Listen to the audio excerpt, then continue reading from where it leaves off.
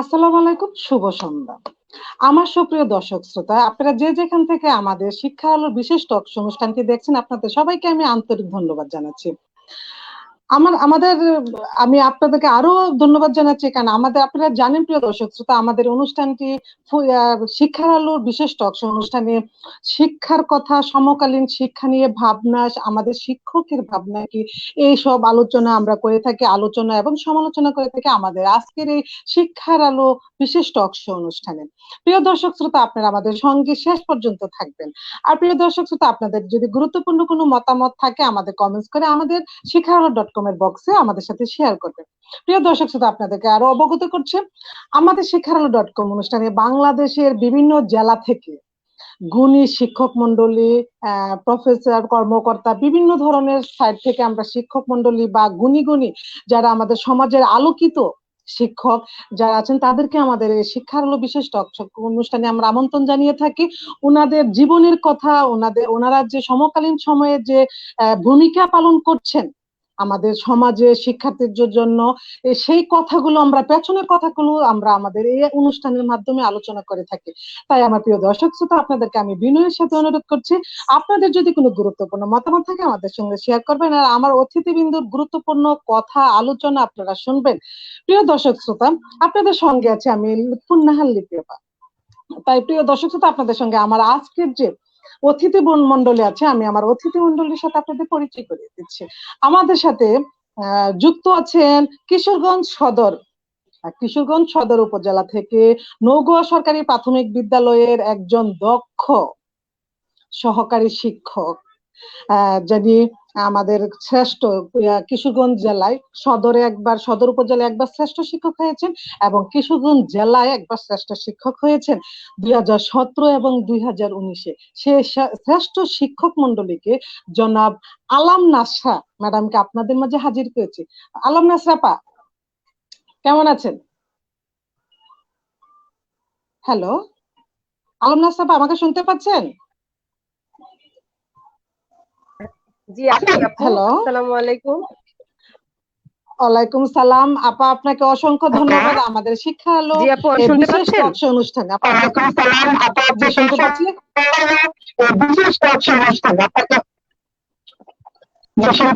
আপনাকে শুনতে পাচ্ছেন? আপনাকে অসংখ্য ধন্যবাদ জানাচ্ছি আমাদের আজকের এই অনুষ্ঠানে আপনার মতো একজন গুণী শিক্ষক,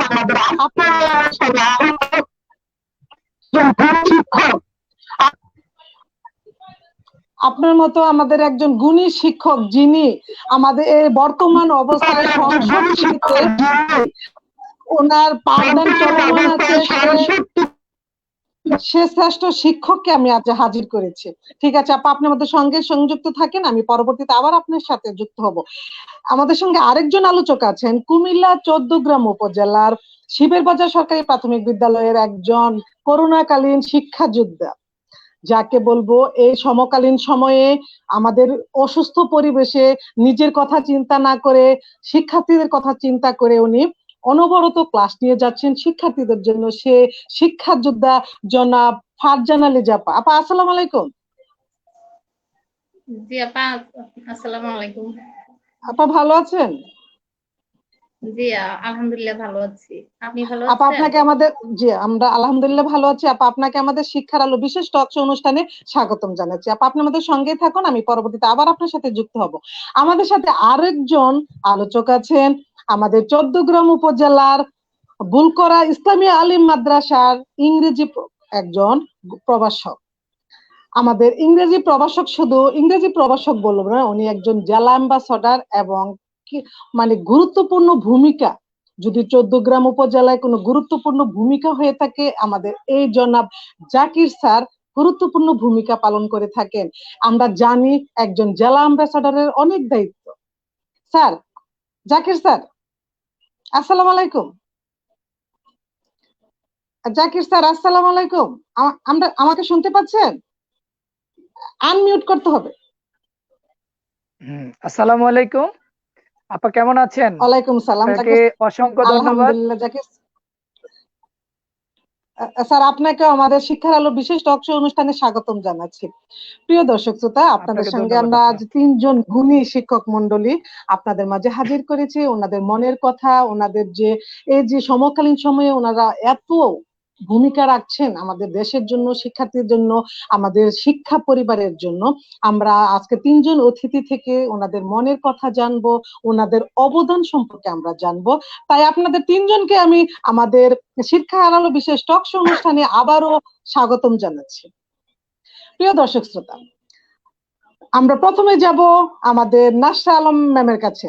আমরা নাসরা আলম ম্যাম জানি, আমরা ইতিমধ্যে জেনেছি নাসরা আলম ম্যাম ওনার নিজ উপজেলায় দুবার শ্রেষ্ঠ শিক্ষক হয়েছেন। উনি এই যে আমাদের করোনাকালীন সময় কোভিড-19 এর কারণে যে আমাদের শিক্ষা প্রতিষ্ঠান বন্ধ আছে, সেই শিক্ষা প্রতিষ্ঠান বন্ধ থাকার সময় যে শিক্ষার্থীদের লেখাপড়ার কথা চিন্তা করে নাসরা আলম অনবরত ক্লাস নিচ্ছেন আমাদের এই ভার্চুয়াল জগতে। এমনকি আমরা জানি মাননীয় প্রধানমন্ত্রী শেখ হাসিনার উদ্যোগে আমাদের শিক্ষা বান্ধব সরকার, আমরা সবাই জানি শিক্ষা বান্ধব সরকার আমাদের শিক্ষার্থীদের কথা চিন্তা করে সরকারি ভাবে ওনার নেতৃত্বে যে সংসদ টিভিতে ক্লাস হচ্ছে, সেই সংসদ টিভিতে আমাদের জনাব নাসরা আলম ম্যাডাম অনবরত ক্লাস নিচ্ছেন। ম্যাডাম, আমাকে শুনতে পাচ্ছেন? নাসরাপা, হ্যালো নাসরাপা, আপনি আনমিউট শুনতে করতে হবে। পাচ্ছি। নাসরাপা, আমরা তো ইনশাল্লাহ আমরা জেনেছি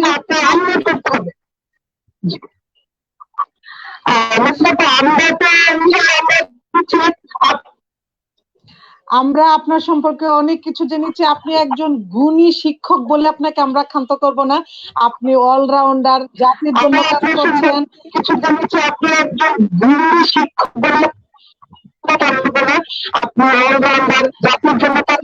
আমার এখন আপনার কাছে প্রশ্ন, এই যে কোভিড-19 এর কারণে আমাদের দেশের শিক্ষা পরিবেশ যে স্থগিত হয়ে আছে,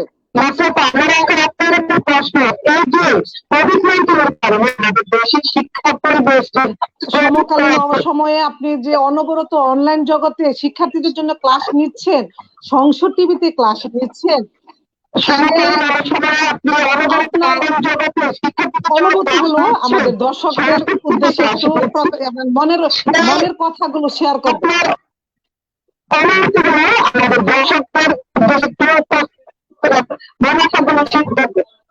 নাসরা ম্যাডাম, আপনার সাউন্ডে আমি একটু সমস্যা শুনতে পাচ্ছি। আপনার এখানে কোনো ডিভাইস কি এক্সট্রা? ধন্যবাদ এমন এক প্ল্যাটফর্মে আমাকে কথা বলার সুযোগ করে দেওয়ার জন্য।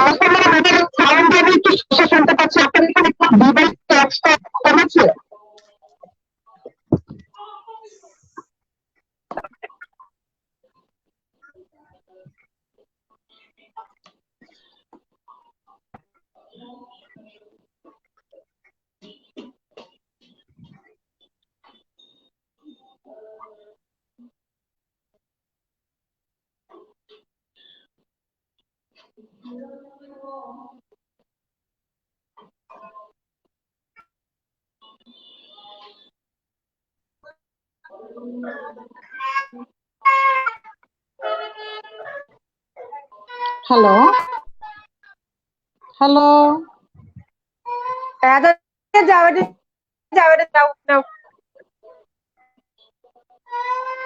নাসরা আপা, আমাকে শুনতে পাচ্ছেন?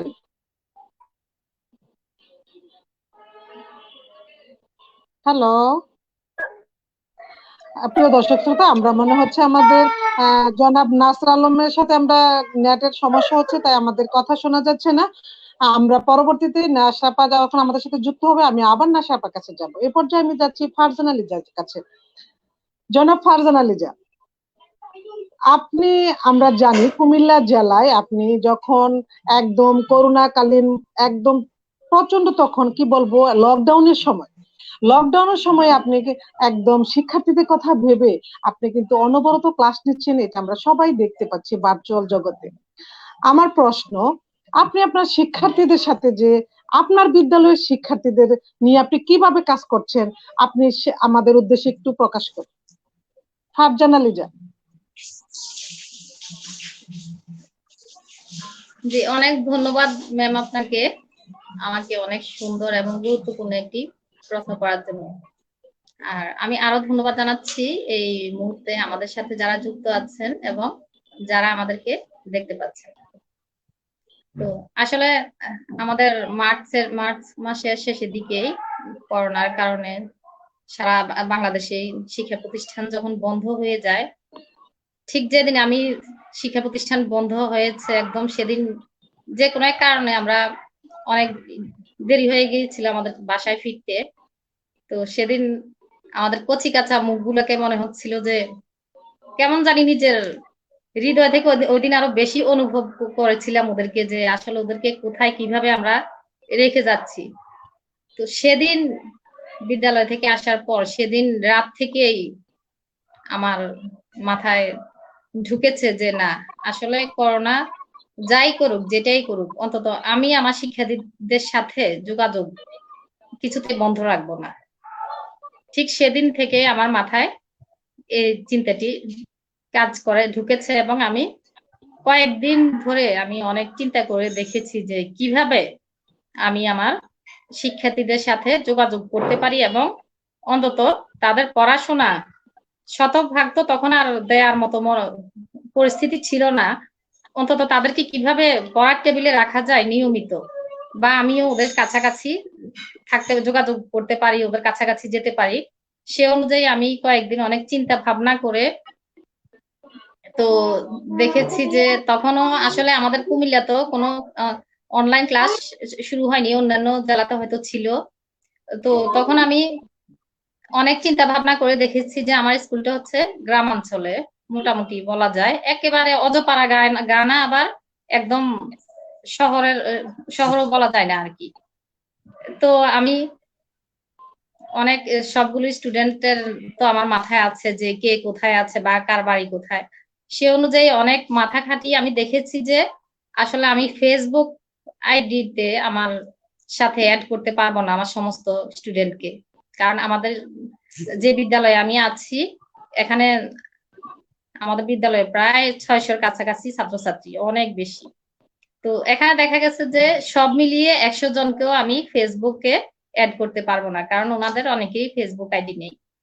তখন আমার মাথায় একটি জিনিস একটি কাজ করে যে আসলে ইমো আইডি হয়তো দেখা যায় যে গ্রামাঞ্চলও সবার থাকে। তো এর মধ্যে 600 স্টুডেন্টকে তো আর আমার সাথে একার পক্ষে যোগাযোগ করা সম্ভব নয় ওদের সাথে।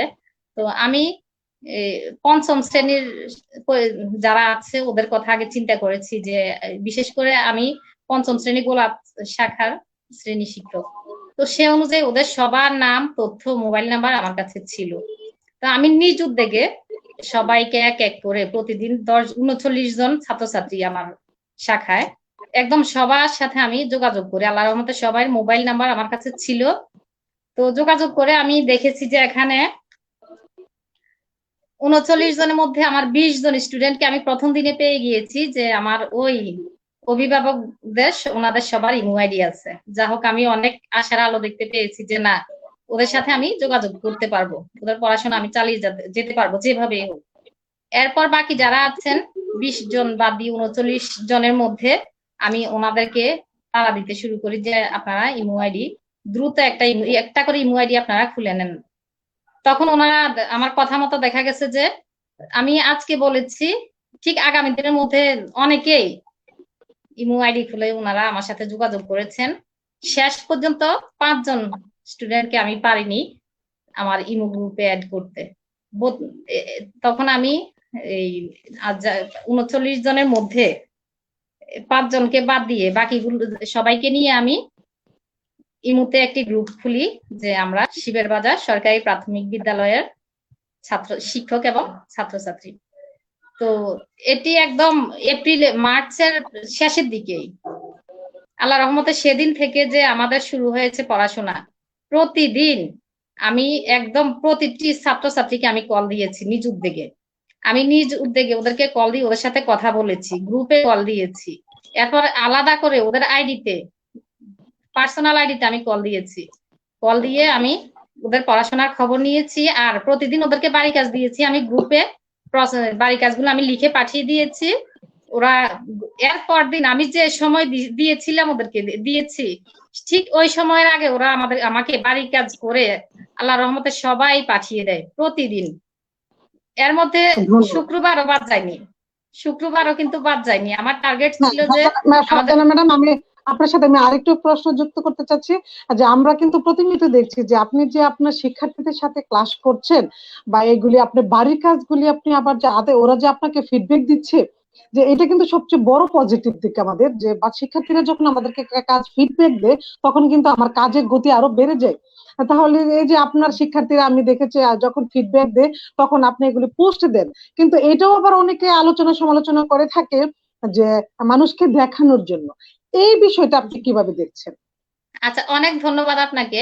আমি কিন্তু যেদিন থেকে কাজ শুরু করেছি সেদিন থেকে আমি পোস্ট করিনি, আর আমার কোনো কাজই আমি লোক দেখানোর জন্য করিনি। আমি যেটুকু করেছি, আসলে আমাদের বিদ্যালয় হচ্ছে আমরা প্রতিটি শিক্ষক আমরা প্রতিযোগিতা করে পাশের স্কুল থেকে কিভাবে আমাদের রেজাল্ট ভালো করা যায় বা উপজেলাতে কিভাবে আমরা সব থেকে ভালো রেজাল্ট করতে পারি, ওই ধরনের একটা প্রতিযোগিতামূলক মনোভাব নিয়ে আমরা সবসময় বিদ্যালয়ে কাজ করি। তো আমি তো এটা একটা মোক্ষম সুযোগ আমি পেয়েছি যে করোনাকালীন সময় আমি ভালো করে কাজে লাগাবো। এজন্য আমি প্রথম থেকে পোস্ট করিনি। আমার স্টুডেন্টরা একদিন গ্রুপে আমি কথা বলার সময় ওরা বলে যে ওই যে ম্যাম আমরা তো এখন এই কাজগুলো করছি, আমরা একটা ছবি তুলে রাখি, আপনি আমাদের একটা ছবি তুলে দেন সবার। তখন আমার মাথায় আসলো যে না, আসলে তো হয়তো করোনা একদিন চলে যাবে, কিন্তু আমাদের কাজগুলো, আমরা যে করোনাকালীন সময়ে কাজগুলো করে আসছি, এগুলো তো আমাদের হয়তো কিছুদিন পরে ওরা অনেক বড় হবে আল্লাহর রহমতে। এখন 5-এ পড়ে ওরা, ওরা হয়তো অনেক ভালো পজিশনে যাবে। তখন ওরা ওদের খাতাগুলো নাম রুল নং সহকারে আমার আইডিতে পোস্ট করা আছে। তখনই আমার মাথায় এটা আসে যে না, এই কাজগুলো আমাদের একটা স্মৃতি হয়ে থাকুক।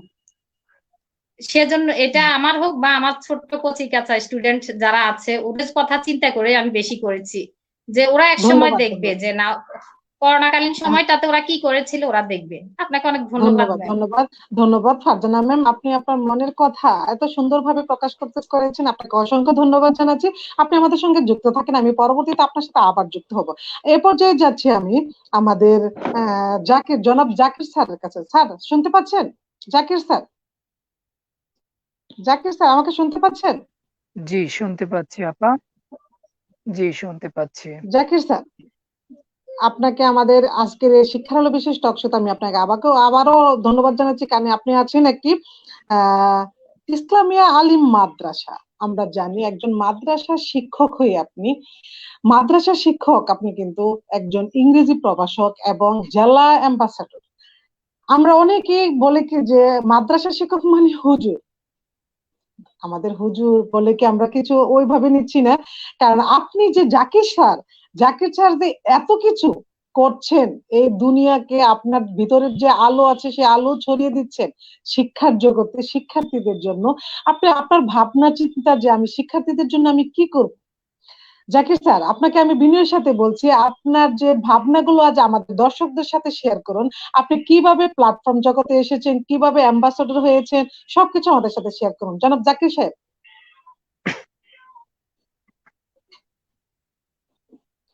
ধন্যবাদ লিপি আপা আপনাকে, এবং প্রথমেই আমি শুভেচ্ছা জানাচ্ছি আজকের অনুষ্ঠানে যারা শ্রোতা হিসেবে আছেন, আপনাদেরকে আমার পক্ষ থেকে আন্তরিক অভিনন্দন এবং শুভেচ্ছা। আপনি অত্যন্ত সুন্দর একটা প্রশ্ন করেছেন লিপি আপা, যে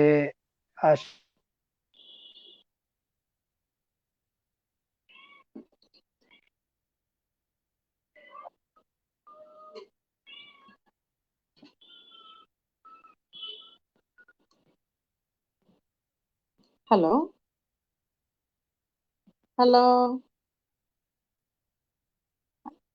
জাকির স্যার আমাকে শুনতে পাচ্ছেন? আমরা জাকির স্যার আপনাকে শুনতে পাচ্ছি না। হ্যালো,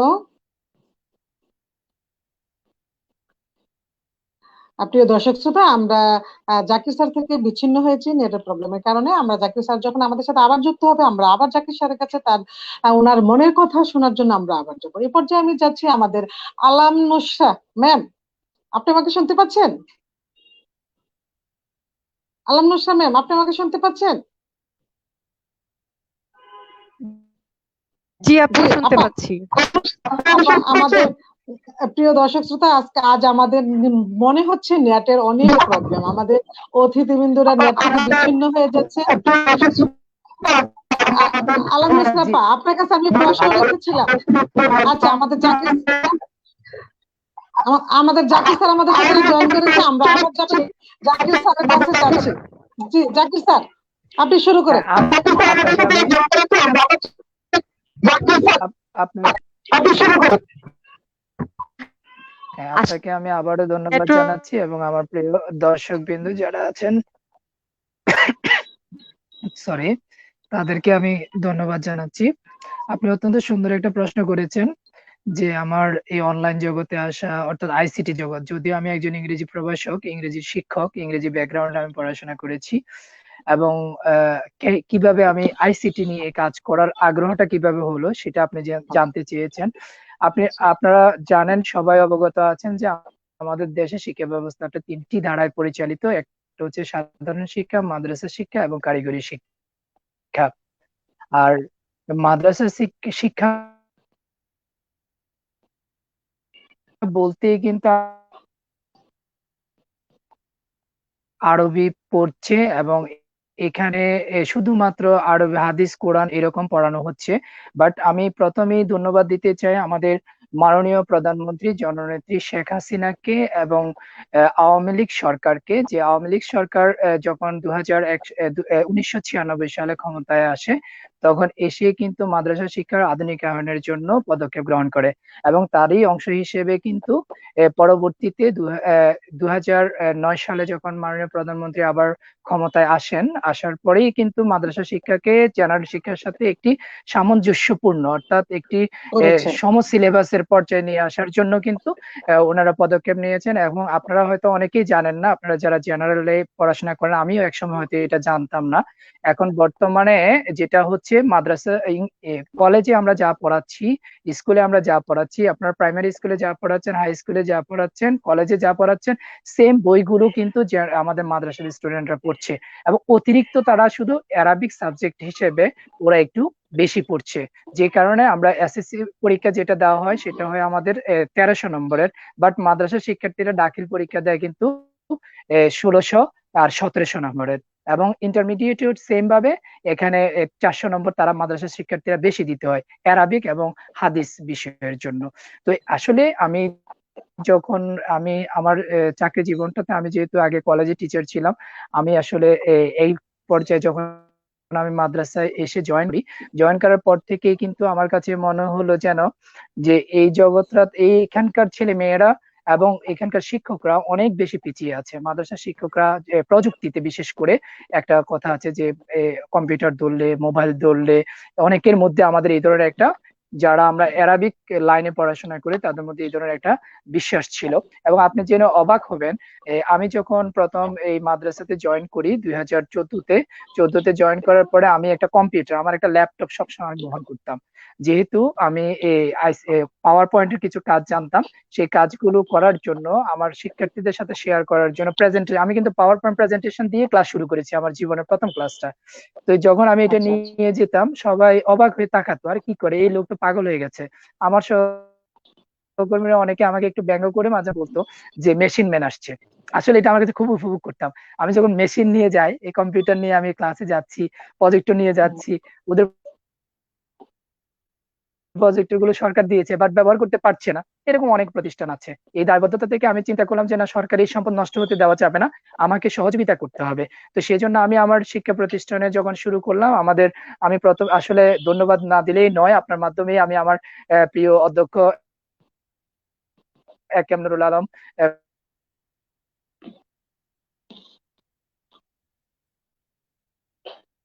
ফারুকী এবং আমার গভর্নিং বডির মাননীয় সভাপতি ডক্টর আব্দুল মান্নান, হ্যাঁ, আমাদের যে গভর্নিং বডির সভাপতি এবং আমাদের অধ্যক্ষ মহোদয়, দুজনে আমাকে যথেষ্ট রকমের সাপোর্ট করেছেন, সহযোগিতা করেছেন, এবং আমার যে কাজগুলো সেগুলো ওনারা অ্যাপ্রিসিয়েট করেছেন। এবং অ্যাপ্রিসিয়েট করা থেকে আমি যখন অ্যাম্বাসেডর সম্পর্কে জানতে পারলাম, যে সারা দেশে ফেসবুকে যখন আমি দেখি যে আইসিটি নিয়ে কাজ করছে, নিজের ধারণাটা অন্যকে জানাচ্ছে, আমি এটা খুব ফিল করি। কারণ একজনকে যদি আমি জানাইতে পারি, এটা আমার কাছে মনে হয় যে আমি একটা পর্বত শৃঙ্গ জয় করতে পেরেছি, যে আমি একজনকে একটা কিছু শিখাতে পারতেছি, একজনের সাথে শেয়ার করতে পারছি। থেকেই কিন্তু আমি অ্যাম্বাসেডর হওয়ার জন্য চেষ্টা করলাম। 2017 সাল থেকেই আমি চট্টগ্রাম উপজেলায় আনাচে কানাচে প্রতিটি প্রতিষ্ঠানে আমি ঘুরে ঘুরে শিক্ষকদেরকে বিভিন্ন সময়ে যে পাওয়ার পয়েন্ট প্রেজেন্টেশন ব্যবহার করে কিভাবে ক্লাস নিতে হয়, যে মাল্টিমিডিয়া ক্লাসগুলো কিভাবে করতে হয়। আপনারা জানেন যে মাননীয় প্রধানমন্ত্রী কার্যালয়ে এটুআই প্রোগ্রামের একটা ইয়ে আছে যে এমএমসি মাল্টিমিডিয়া ড্যাশবোর্ড।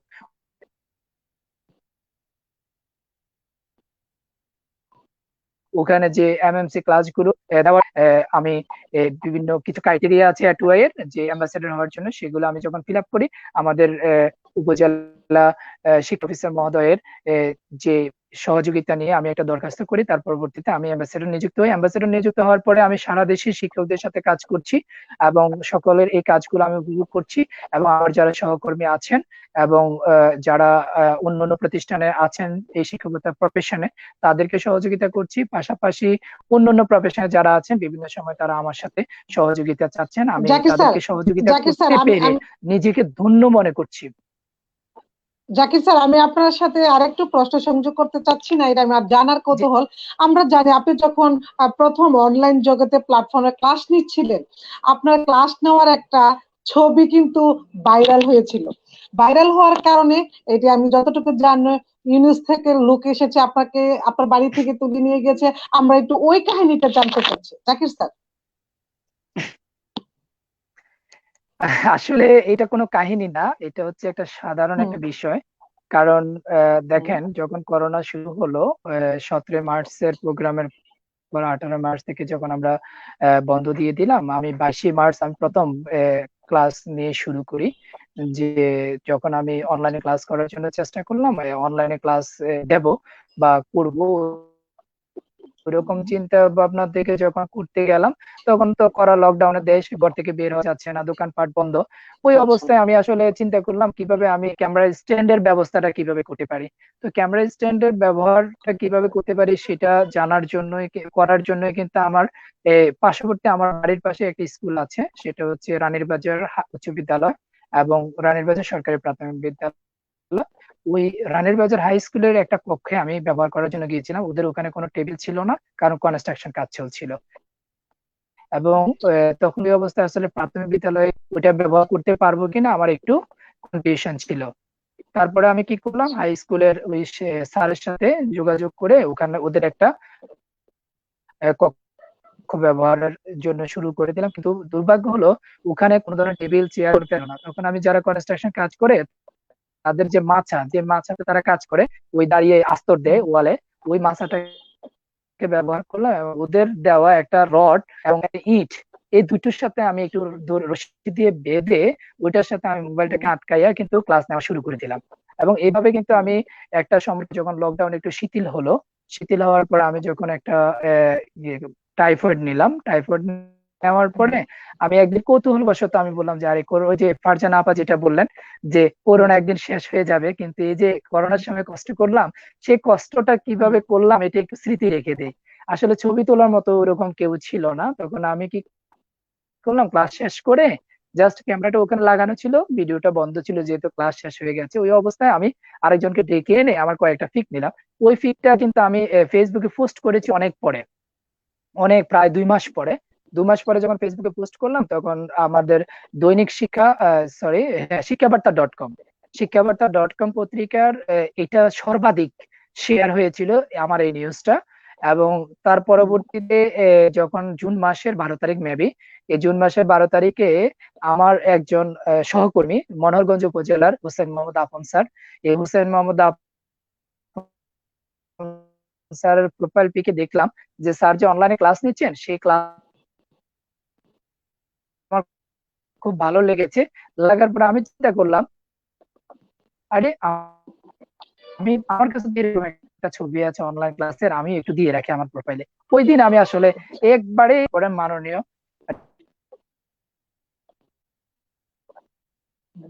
ডাকু টেলিযোগাযোগ মন্ত্রী জনাব মোস্তফা জামান বড় যারা উচ্চ পদস্থ আছে ব্যক্তিবর্গ আছেন ওনাদের নজরে আসলে এবং আমার এই ছবিটি ভাইরাল হয়ে যায়।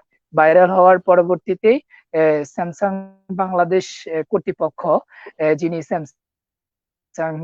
স্যামসাং এর ওনার, তিনি আমাকে এবং বাংলাদেশের কান্ট্রি ডিরেক্টর তিনি আমাকে ফোন করেন, ফোন করে আমার সাথে সাক্ষাৎ করার জন্য ওনারা আমাকে ইনভাইটেশন জানান। তারপরে ওনারা আমাকে এক বাড়ি থেকে ঢাকায় নিয়ে গেলেন, নিয়ে আমাকে অনেকগুলো ডিভাইস পুরস্কার দিলেন।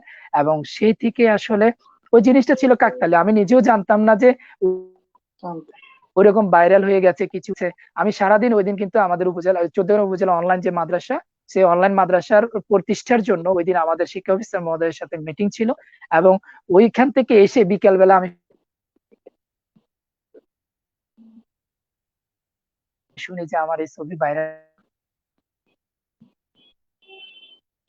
হয়েছে, বিভিন্ন জাকির পত্রিকা স্যার, নিউজ হয়ে গেছে। আসলে ধন্যবাদ জাকির স্যার, আপনাকে অসংখ্য ধন্যবাদ। আপনি আপনার মনের কথা, আপনার যে অভিব্যক্তি আপনার ভিতরে জমা ছিল আমাদের সঙ্গে শেয়ার করেছেন, আপনাকে অসংখ্য ধন্যবাদ জানাচ্ছি। আর আরেক ধন্যবাদ জানাচ্ছি স্যামসাং কোম্পানি যারা কর্তৃপক্ষে আছেন তাদেরকে ধন্যবাদ জানাচ্ছি, কারণ আমাদের শিক্ষক মন্ডলীর যে কষ্টের কথা, যে কষ্ট করে অনলাইন ভার্চুয়াল ভাবে যারা ক্লাস নিচ্ছে, ওদের দুঃখটা যে স্যামসাং কোম্পানির কর্তৃপক্ষ আমাদের বাংলাদেশের দুঃখটা একটু সম্মানিত বুঝতে পেরেছেন। হ্যাঁ, তাই তাদেরকে আমি আবার অসংখ্য ধন্যবাদ জানাচ্ছি। জাকির স্যার, আপনি অসংখ্য ধন্যবাদ, আপনি আমাদের সঙ্গে যুক্ত থাকেন, আমি পরবর্তীতে আবার আপনার কাছে আসবো। প্রিয় দর্শক শ্রোতা, আমি দুঃখের সঙ্গে জানাচ্ছি আজকে আমাদের নেট এত দুর্বল বা নেটের এত সমস্যার কারণে আমার অতিথি মণ্ডলীদের কথা আমরা সুস্পষ্ট শুনতে পাচ্ছি না, আপনাদের শোনাতে পাচ্ছি না।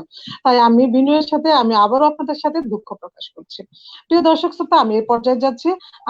আমি দেখতে পাচ্ছি আমাদের আরেকজন অতিথি মণ্ডলী আমাদের থেকে বিচ্ছিন্ন হয়েছেন, তাই আমি আবারও যাচ্ছি আমাদের ফারজানা লিজা ম্যামের কাছে। ফারজানা আপা, শুনতে পাচ্ছেন? জি ম্যাম, জি ফারজানা শুনতে আপা, পাচ্ছি। আমরা দুঃখের সঙ্গে জানাচ্ছি আজকে আমাদের নেটের এত প্রবলেম, আমি কোনো অতিথির কথা স্পষ্ট ভাবে শুনতে পাচ্ছি না, আমার দর্শক শ্রোতাও মনে হচ্ছে শুনতে পাচ্ছি না। তারপরও আমাদের সাথে আমাদের অনেক দর্শক শ্রোতা আছেন। প্রিয় দর্শক শ্রোতা, আপনাদেরকে অসংখ্য ধন্যবাদ জানাচ্ছি, আপনারা আপনাদের গুরুত্বপূর্ণ মতামত আমাদের সঙ্গে শেয়ার করছেন, আর আপনারা আমাদের সঙ্গে শেষ পর্যন্ত থাকবেন আমি সে অনুরোধ করছি। আমি এই পর্যায়ে যাচ্ছি আমাদের ফারজানা লিজা ম্যামের কাছে। ফারজানা লিজা ম্যাম, আমরা তো অনেক ক্লাস নিচ্ছি, আপনি ক্লাস নিচ্ছেন, ইনশাল্লাহ আমি জানি আপনি একজন মাস্টার ট্রেনার, বাংলার একজন মাস্টার ট্রেনার হিসাবে আপনার যে মনের কথা বলেছেন বা অনুভূতি, শিক্ষার্থীদের জন্য অনলাইন প্ল্যাটফর্মে যে করোনাকালীন সময়ে শিক্ষার্থীদের কথা ভেবে আপনি অনেক কাজ করছেন, শিক্ষার্থীদের সাথে জুমে ক্লাস করছেন, ওদের বাড়ির কাজ দেখছেন, এই জন্য আপনাকে আমি অসংখ্য ধন্যবাদ জানাচ্ছি। এবার ম্যাম, আপনার কাছে আমার একটা প্রশ্ন, এই যে শিক্ষার্থী নিয়ে কাজ করছেন আপনি, এই যে অনলাইন পাঠদান শিক্ষার্থীদের কাছে আরো ফলপ্রসূ করার জন্য কি করা প্রয়োজন আপনি মনে করেন? ফারজানা ম্যাম।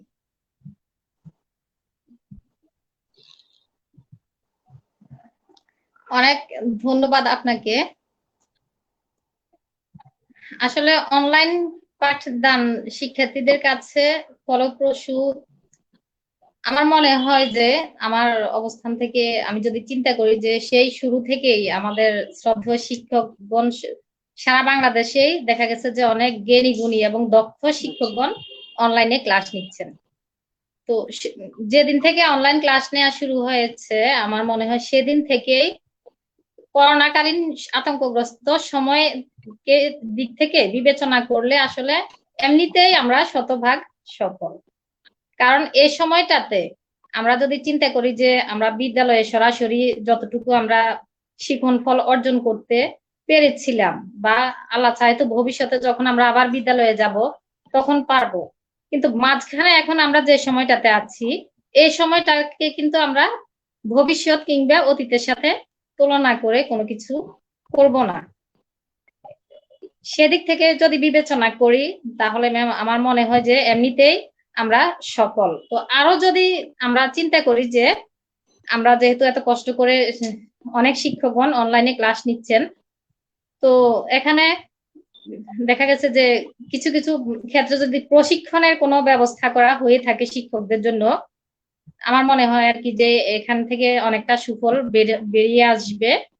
আর শহরে বিশেষ করে যে সকল শিক্ষার্থীরা আছে ওরা তো সবাই আমাদের আল্লাহর রহমতে অনলাইন ক্লাসের আওতায় আছে, সেটা আমার বিদ্যালয়ের হোক বা যার বিদ্যালয়েরই হোক।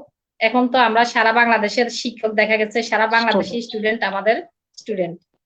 তো গ্রামাঞ্চলের শিক্ষার্থীদের কাছে যদি পৌঁছে দেওয়া যেত আমাদের অনলাইন ক্লাসগুলো ফারজানা ওই ম্যাডাম ধরনের কোনো মনে হয় ব্যবস্থা যদি নেওয়া হতো তাহলে আমার নেটওয়ার্কের একটু প্রবলেম আমার আছে। মনে হয় আর কি যে লিপি জি আপা, জি জি না, আমরা ফারজানা ম্যামের কথা শুনতে পাচ্ছি। জি, ফারজানা ম্যাম কন্টিনিউ করেন। জি জি, শুনতে পাচ্ছি। শুনতে পাচ্ছেন?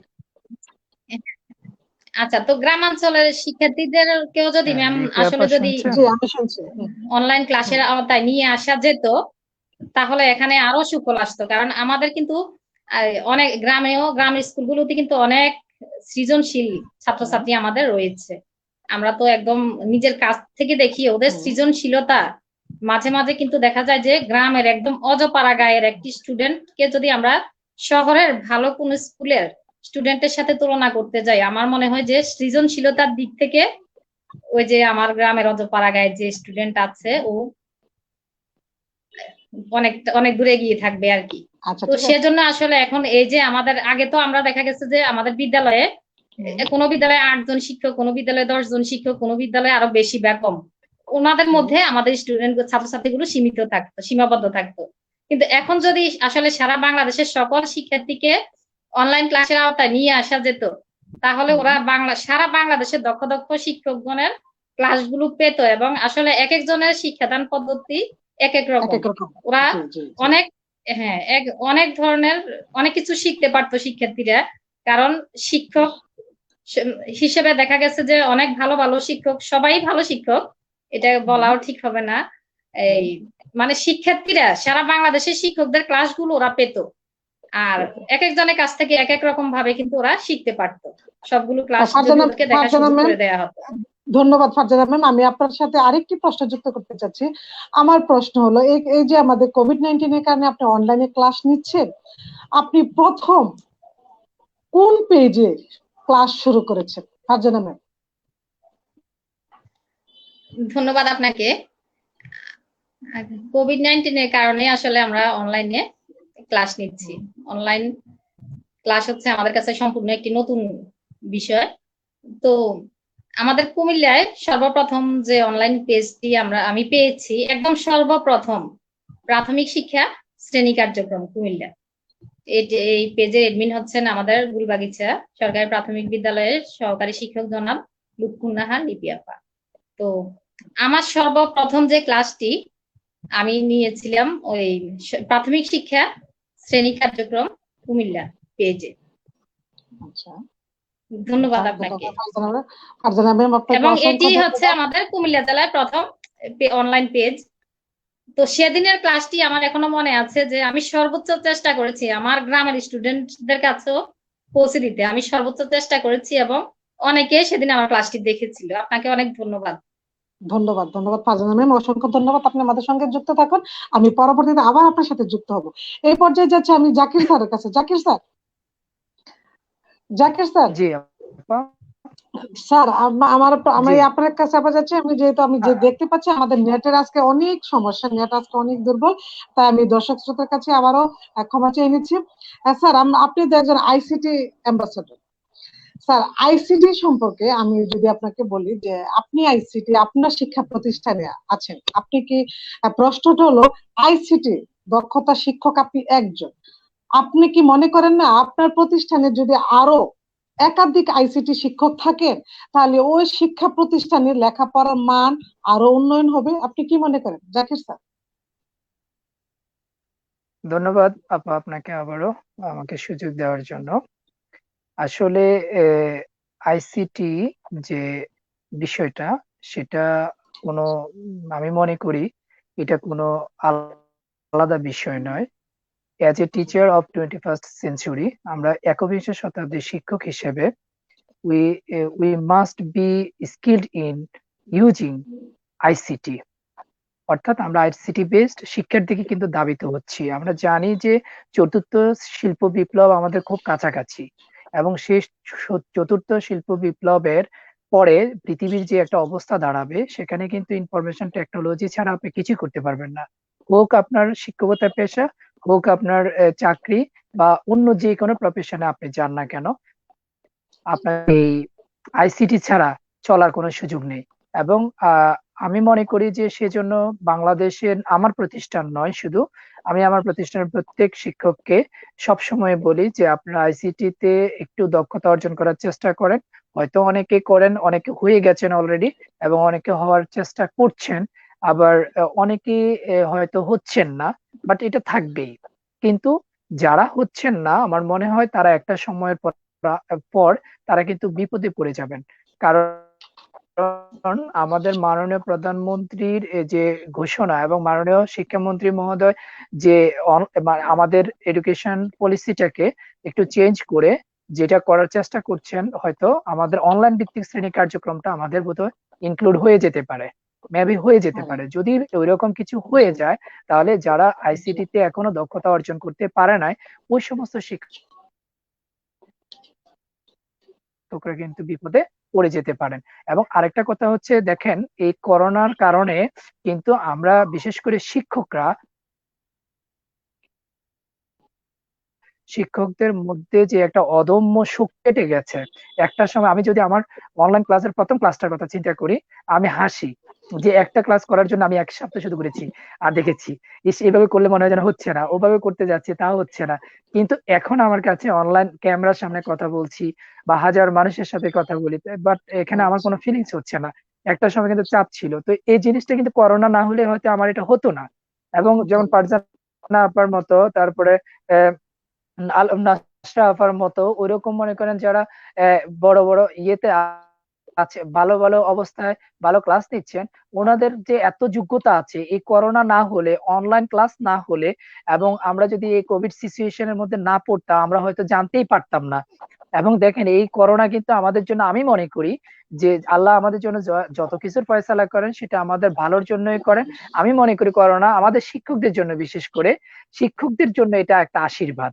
এবং আপনারা মনে করেন যে আমি এ, যা দেখছি, সারা বাংলাদেশে অসংখ্য ট্যালেন্টেড টিচার যাদের কথা আমরা হয়তো জানতাম না, আমরা কিন্তু এই অনলাইনের কারণে, অনলাইন কোভিড সিচুয়েশনের কারণে, অনলাইন প্ল্যাটফর্মের কারণে তাদেরকে কিন্তু আমরা আবিষ্কার করতে পেরেছি। এবং একটু আগে ফারজানা আপা একটা কথা বলেছি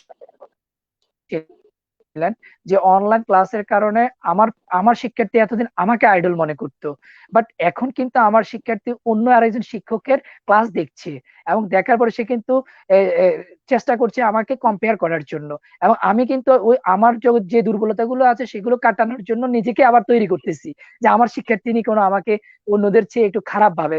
এই যে আমাদের একটা প্রফেশনাল ডেভেলপমেন্ট হয়ে গেছে কিন্তু এই করোনার কারণে আপা।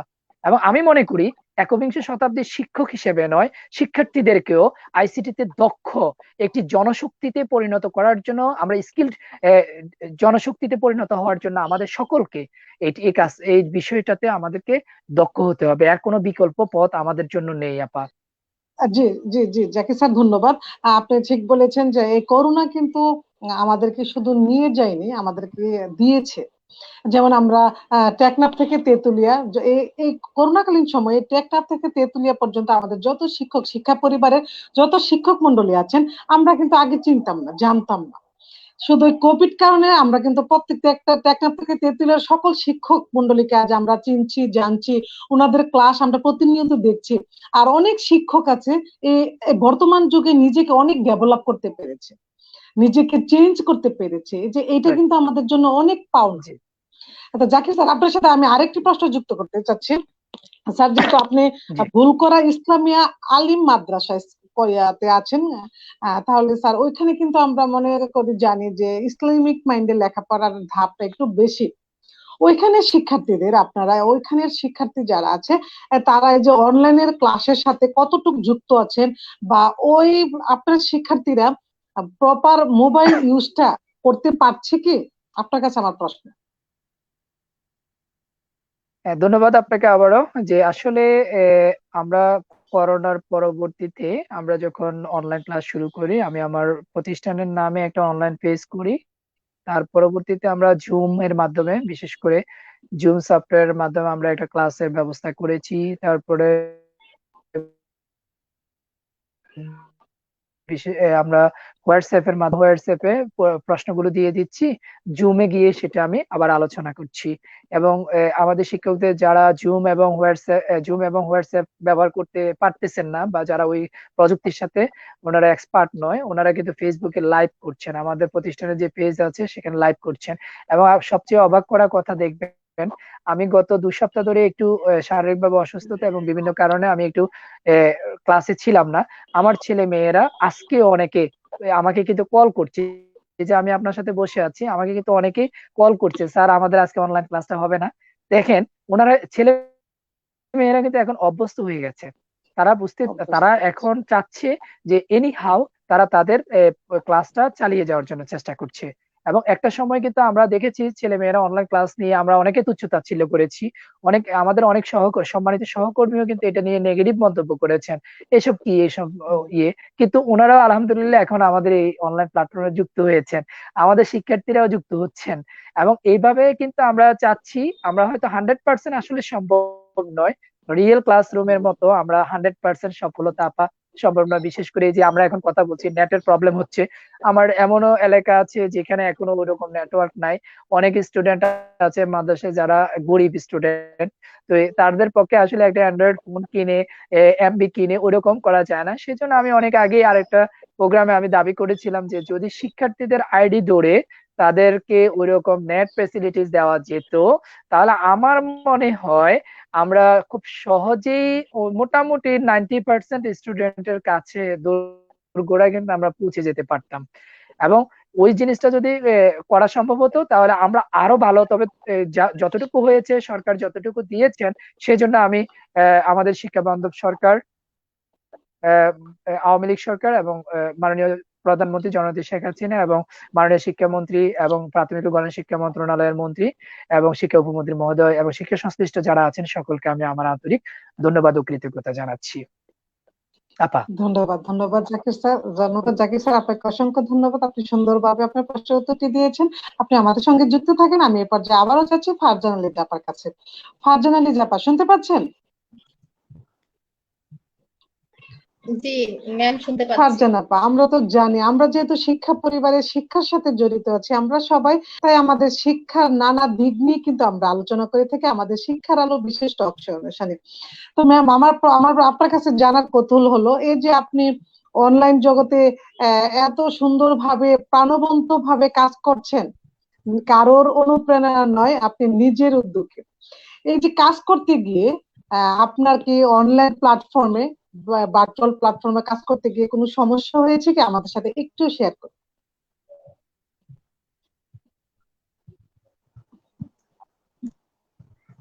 অনেক ধন্যবাদ আপনাকে।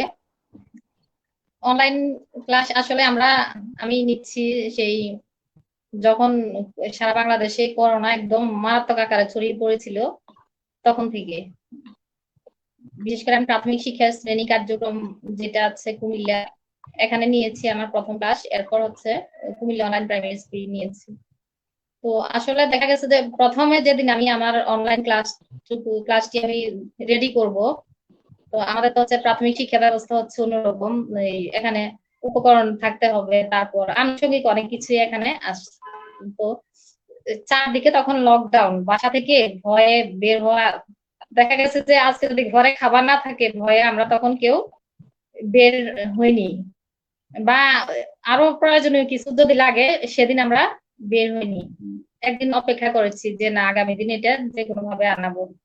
আর দোকান তখন একদম দোকানপাটও সব বন্ধ ছিল। তো দেখা গেছে যে প্রথম আসলে উপকরণগুলো সংগ্রহ করতে গিয়েই আমাকে অনেক সমস্যায় পড়তে হয়েছিল। তো শেষ পর্যন্ত বাধ্য হয়ে লকডাউনের মধ্যে আমি একদম তখন কিন্তু আমি এমনিতে একটু ভীতু টাইপের, আমি অনেক ভয় পেয়ে গিয়েছিলাম, আতঙ্কগ্রস্ত হয়ে গিয়েছিলাম চারদিকের এসব দেখে। তো ওই অবস্থায় যখন লিপি আপা আমাকে অনলাইন ক্লাস নেওয়ার জন্য অনুপ্রেরণা দিয়েছিলেন এবং উৎসাহ উদ্দীপনা যতটুকু দরকার আসলে ওনার থেকে পেয়েছি। তো এখন আমাকে একটি ক্লাস রেডি করতে হবে, ওনার সহযোগিতা তো আছেই, দেখা গেছে যে অনেক সহযোগিতা উনি করেছেন লিপি আপা। তো উপকরণগুলো যখন আমি রেডি করতে গিয়েছি সেই লকডাউনের মধ্যে আমি তখন দোকানে গিয়ে আমি নিজে আমাদের যা কিছু লাগে যে এগুলা সংগ্রহ করে আমি নিয়ে এসেছি। শেষ পর্যন্ত দেখা গেছে ওই বইটাও আমাকে লিপিয়া আপা সংগ্রহ করে দিয়েছিল ওনার সাথে, ওই যে গুলবাগিচা মডেল সরকারি প্রাথমিক বিদ্যালয়। আপনি, আমার এখনো মনে আছে যে গুলবাগিচা স্কুলে গিয়ে আমি 3 তলা থেকে তখন নিজ হাতে লিপিয়া আপার সাথে, লিপিয়া আপা বলেছেন যে তোমার যে বইগুলো লাগে তুমি নিয়ে যাও, ওখান থেকে বই নিয়ে এসেছি। তো আসলে এগুলো যদি এমনিতে আমি এখন অনেক সহজে বলে ফেলছি ঘরে বসে, কিন্তু প্রত্যেকটা দিন বাহিরে গিয়ে তখন লকডাউনের মধ্যে এক একটা জিনিস সংগ্রহ করতে দেখা গেছে যে আতঙ্ক তো আছেই, সব দিক মিলিয়ে তখনকার এক একটি সেকেন্ড কিন্তু আমাদের এক একটি বছর বা তারও বেশি সময় তো মনে হয়েছিল আর কি, যে আসলে কি আজকে বাসায় গেলে কি আমাকে করোনা ধরবে, বা আজকে কি আমি অসুস্থ হয়ে যাব, এ ধরনের সমস্যাগুলো আতঙ্কগুলো অনেক ছিল। আর আরো কিছু সমস্যা ছিল, কারণ অনলাইন ক্লাস তো এর আগে আমরা কখনো করিনি। তো লিপি আপা উনি আগে ক্লাস আমাদের কুমিল্লা জেলার মধ্যে দেখা গেছে যে লিপি আপা আগে ক্লাস নিয়েছেন, অনলাইন ক্লাস। ওনার ক্লাসগুলো যখন ওনার পেজে, ওনার আইডিতে উনি যখন শেয়ার করেছেন তখন দেখে ওখান থেকেও শিখেছি মোটামুটি টুকিটাকি যে সমস্যাগুলো ছিল ওখান থেকে আমি চেষ্টা করেছি যে শুধরে নিতে, বা সরাসরি ওনার সহযোগিতা নিয়েছি। আর এখানে আজকে আমাদের সাথে যে জাকির ভাই আছেন ওনার থেকেও আমি সহযোগিতা নিয়েছি। উনি আইসিটি অনেক ভালো পারেন, ভালো বুঝেন। তো অনেকদিনই ফোন করে জাকির ভাইকে বলেছি যে জাকির ভাই ক্যামেরাটা কিভাবে ধরবো, বা কিভাবে লাইটিং কিভাবে হবে, অনেক ওনাকেও অনেক ধন্যবাদ যে জাকির ভাই থেকে আসলে আমি অনেক পরামর্শ নিয়েছি। ধন্যবাদ এসব ধন্যবাদ মিলিয়ে ফারজানা আপা। ধন্যবাদ ফারজানা আপা। আমি আরেকটি প্রশ্ন আপনার সাথে যুক্ত করতে চাচ্ছি। এই যে আপনি শিক্ষার্থীদের সাথে যোগাযোগ করছেন বা ক্লাস নিচ্ছেন, ওদের সাথে জুমের মাধ্যমে তো ওদের সাথে ক্লাস নিচ্ছেন, ওদের সাথে আলাপচারিতা বা ওদের বাড়ির কাজ দিচ্ছেন, ওরা বাড়ির কাজ আপনাকে ফিডব্যাক দিচ্ছে।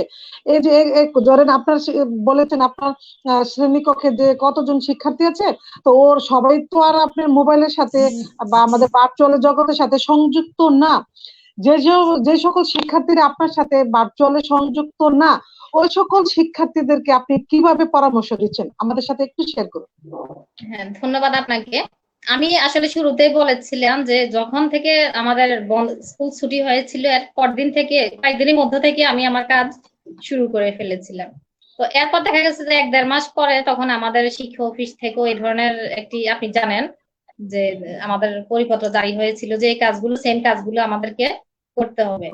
আর এজন্য আমি আরো আজকে ধন্যবাদ জানাচ্ছি আমাদের চৌদ্দগ্রাম উপজেলার সহকারী উপজেলা শিক্ষা অফিসার জনাব মোহাম্মদ ফারুক হোসেন স্যারকে। স্যারও আমাকে যথেষ্ট সহযোগিতা করেছিলেন। আমি যে কাজগুলো করতে গিয়ে আসলে আমাকে অনেক সমস্যার সম্মুখীন হতে হয়েছিল। তো একদিন আমি একদম হতাশ হয়ে স্যারকে ফোন দিয়েছিলাম। স্যার বলে যে না, আপনি আপনার কাজ চালিয়ে যান, আপনি যেটা করছেন এটা আপনি ভালো করছেন, আপনার স্কুলের জন্য ভালো হবে, কারো কথায় কান না দিয়ে পাঁচের লোকে কিছু বলবে, আপনি আপনার কাজ চালিয়ে যান। তো এরপরে একদম শেষ গত কয়েক মাস আগে আমি আমাদের উপজেলা শিক্ষা অফিসার জনাব ফারুক হোসেন স্যারকেও আমি আমাদের গ্রুপে এড করেছিলাম, যুক্ত করেছিলাম আর কি। তো আসলে এখানে আমার 39 জন স্টুডেন্ট ছাত্রছাত্রীর মধ্যে 32 জনকে আমি আমার ইমো গ্রুপে সংযুক্ত করতে আল্লাহর রহমতে সক্ষম হয়েছি। আর বাকি যারা আছে ওরা আসলে নেটওয়ার্কেরও বাহিরে, ওদের সাথে যে আমি ফোনে মোবাইলে যোগাযোগ করব ওইটাও মাঝে মাঝে হয়ে ওঠে না, কারণ দেখা যায় যে একদম বর্ডার এরিয়ায় ওরা। তো আমি যখনই সুযোগ পেতাম ওদেরকে কল দিয়ে আমি ওদের সাথে যোগাযোগ করেছি। আর আমার এমনও কিছু অভিভাবক আছেন যে আসলে আমি কল দিয়েছি, ওনারা রিসিভ করতে পারেনি, কারণ দেখা গেছে যে মানুষের পেশা ভিন্ন, এক একজনের এক এক পেশা। তো হয়তো দেখা গেছে যে মোবাইলটা একটা পরিবারে একটা মোবাইল আছে, উনি মোবাইলটা আমার ছাত্রছাত্রী বাবার কাছে, উনি বাইরে কাজ করছেন। তো যখন আমি ফোন দিয়েছি আমি ওনাকে পাইনি, উনি রাতে গিয়ে কল দিবে বলেছে। হ্যাঁ, ওনারাও যথেষ্ট সহযোগিতা করেছেন, বলেছেন যে ম্যাডাম আমি বাসায় গিয়ে রাতে আপনাকে কল দিব। তা আমি বুঝতে পারতাম যে হয়তো ওনারা অনেক রাতে বাড়ি ফিরতেন আর আমাকে কল দিতেন না। বা আমার এমনও কয়েকজন স্টুডেন্ট আছে যে ওরা আমাকে যে কলটা ব্যাক করবে ওই ধরনেরও আসলে ওদের মোবাইলে পর্যাপ্ত পরিমাণ ব্যালেন্স থাকতো না। তো সেই লকডাউনের মধ্যে আমি কিন্তু আমার নিজ উদ্যোগে আমি আমার কয়েকজন স্টুডেন্টকে আমি নিজে আমি ওদের মোবাইলে ফ্লেক্সি করেছি যে আমি তোমরা কয়েকজন স্টুডেন্ট আমাকে বাড়ির কাজ দিচ্ছিল না, যে আমি কি ব্যাপার বাড়ির কাজ দাওনি কেন। তো তখন বলছে যে ম্যাম আমার মোবাইলে এমবি নেই। তো আমি সাথে সাথে আমি চেষ্টা করেছি ওদের এ ধরনের সমস্যাগুলিও সমাধান করতে।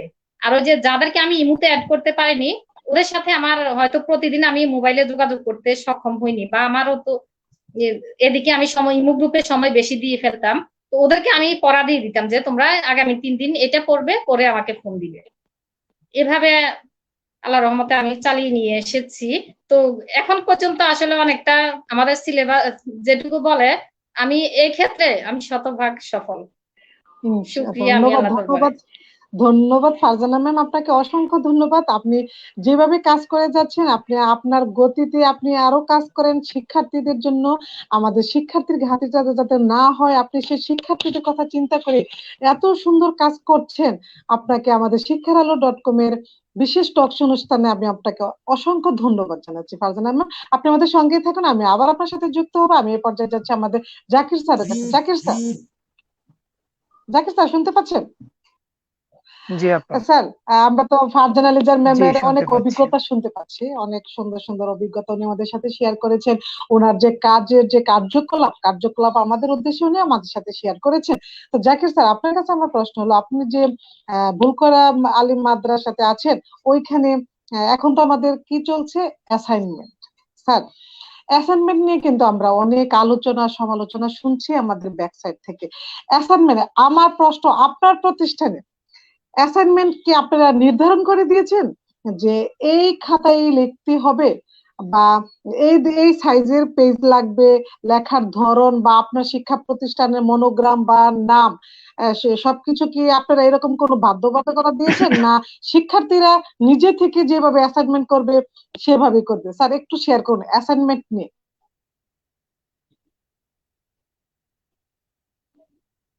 জাকির স্যার। ধন্যবাদ আপা, আপনি অনেক সুন্দর একটা প্রশ্ন করেছেন এবং সময় উপযোগী একটা প্রশ্ন আমি বলবো। যে প্রশ্নটা নিয়ে আমাদের আলোচনা সমালোচনা দুটোই আছে। আসলে অ্যাসাইনমেন্টে কি করতে হবে, কিভাবে করতে হবে, আমাদের শিক্ষা মন্ত্রণালয়ের যে আমাদের অধিদপ্তর আছে, মাদ্রাসা ও কারিগরি শিক্ষা অধিদপ্তর এবং সাধারণ শিক্ষা যেটা মাধ্যমিক উচ্চ শিক্ষা অধিদপ্তর, ওখান থেকে কিন্তু স্পষ্ট স্পষ্ট নির্দেশনা কিন্তু দেওয়া আছে। বাট আমরা কি করেছি, আমরা সেই নির্দেশনাগুলো অনেক প্রতিষ্ঠান প্রদানে সেটা মানেন নাই, বা প্রতিষ্ঠানের শিক্ষকরা সেটাকে ভিন্নভাবে সেটাকে ব্যাখ্যা করার চেষ্টা করেছেন বা অনেকে করেছেন। এটা নিয়ে সামাজিক যোগাযোগ মাধ্যমে আমরা দেখেছি, এটা নিয়ে অনেক আলোচনা সমালোচনা হচ্ছে এখনো। আসলে সরকার, আমরা চেয়েছিলাম, আমাদের সরকারের যে একটা লক্ষ্য, মাননীয় শিক্ষামন্ত্রী মহোদয় নিজেই বলেছেন যে আমরা চাচ্ছি শিক্ষার্থীদের শিক্ষণফল অর্জন হয়েছে কিনা সেটা একটু যাচাই। আমাদের নাম্বারের কোনো প্রশ্ন নেই, এখানে কোনো ধরনের মার্কিং এর যেহেতু কোনো প্রশ্ন নেই, সেখানে আমরা শিক্ষার্থীদের ক্রিয়েটিভিটিটা দেখবো। তো অনেকে কি করছেন, কভার পেজটাকে করে দিয়ে 5 টাকা করে নিচ্ছেন, অনেকে 10 টাকা করে নিচ্ছেন। তো এগুলো করলে কিন্তু ম্যাডাম আমাদের শিক্ষকদের যে একটা নীতি নৈতিকতার প্রশ্ন, সেটা কিন্তু থাকে না। বিতর্কিত হচ্ছে আমাদের আলহামদুলিল্লাহ আমাদের শিক্ষা প্রতিষ্ঠান পরিবার। থেকে এই ধরনের কোনো ধরনের হ্যাঁ, আমাদের স্যার, অধ্যক্ষ যে মহোদয় মানে এই ধরনের আপনি কোনো বলেছেন ধরনের যে বাইন্ডিংস দেয় নাই। আমরা বলেছি তোমরা তোমাদের মতো কভার পেজটা নিজেরা তৈরি করবে এবং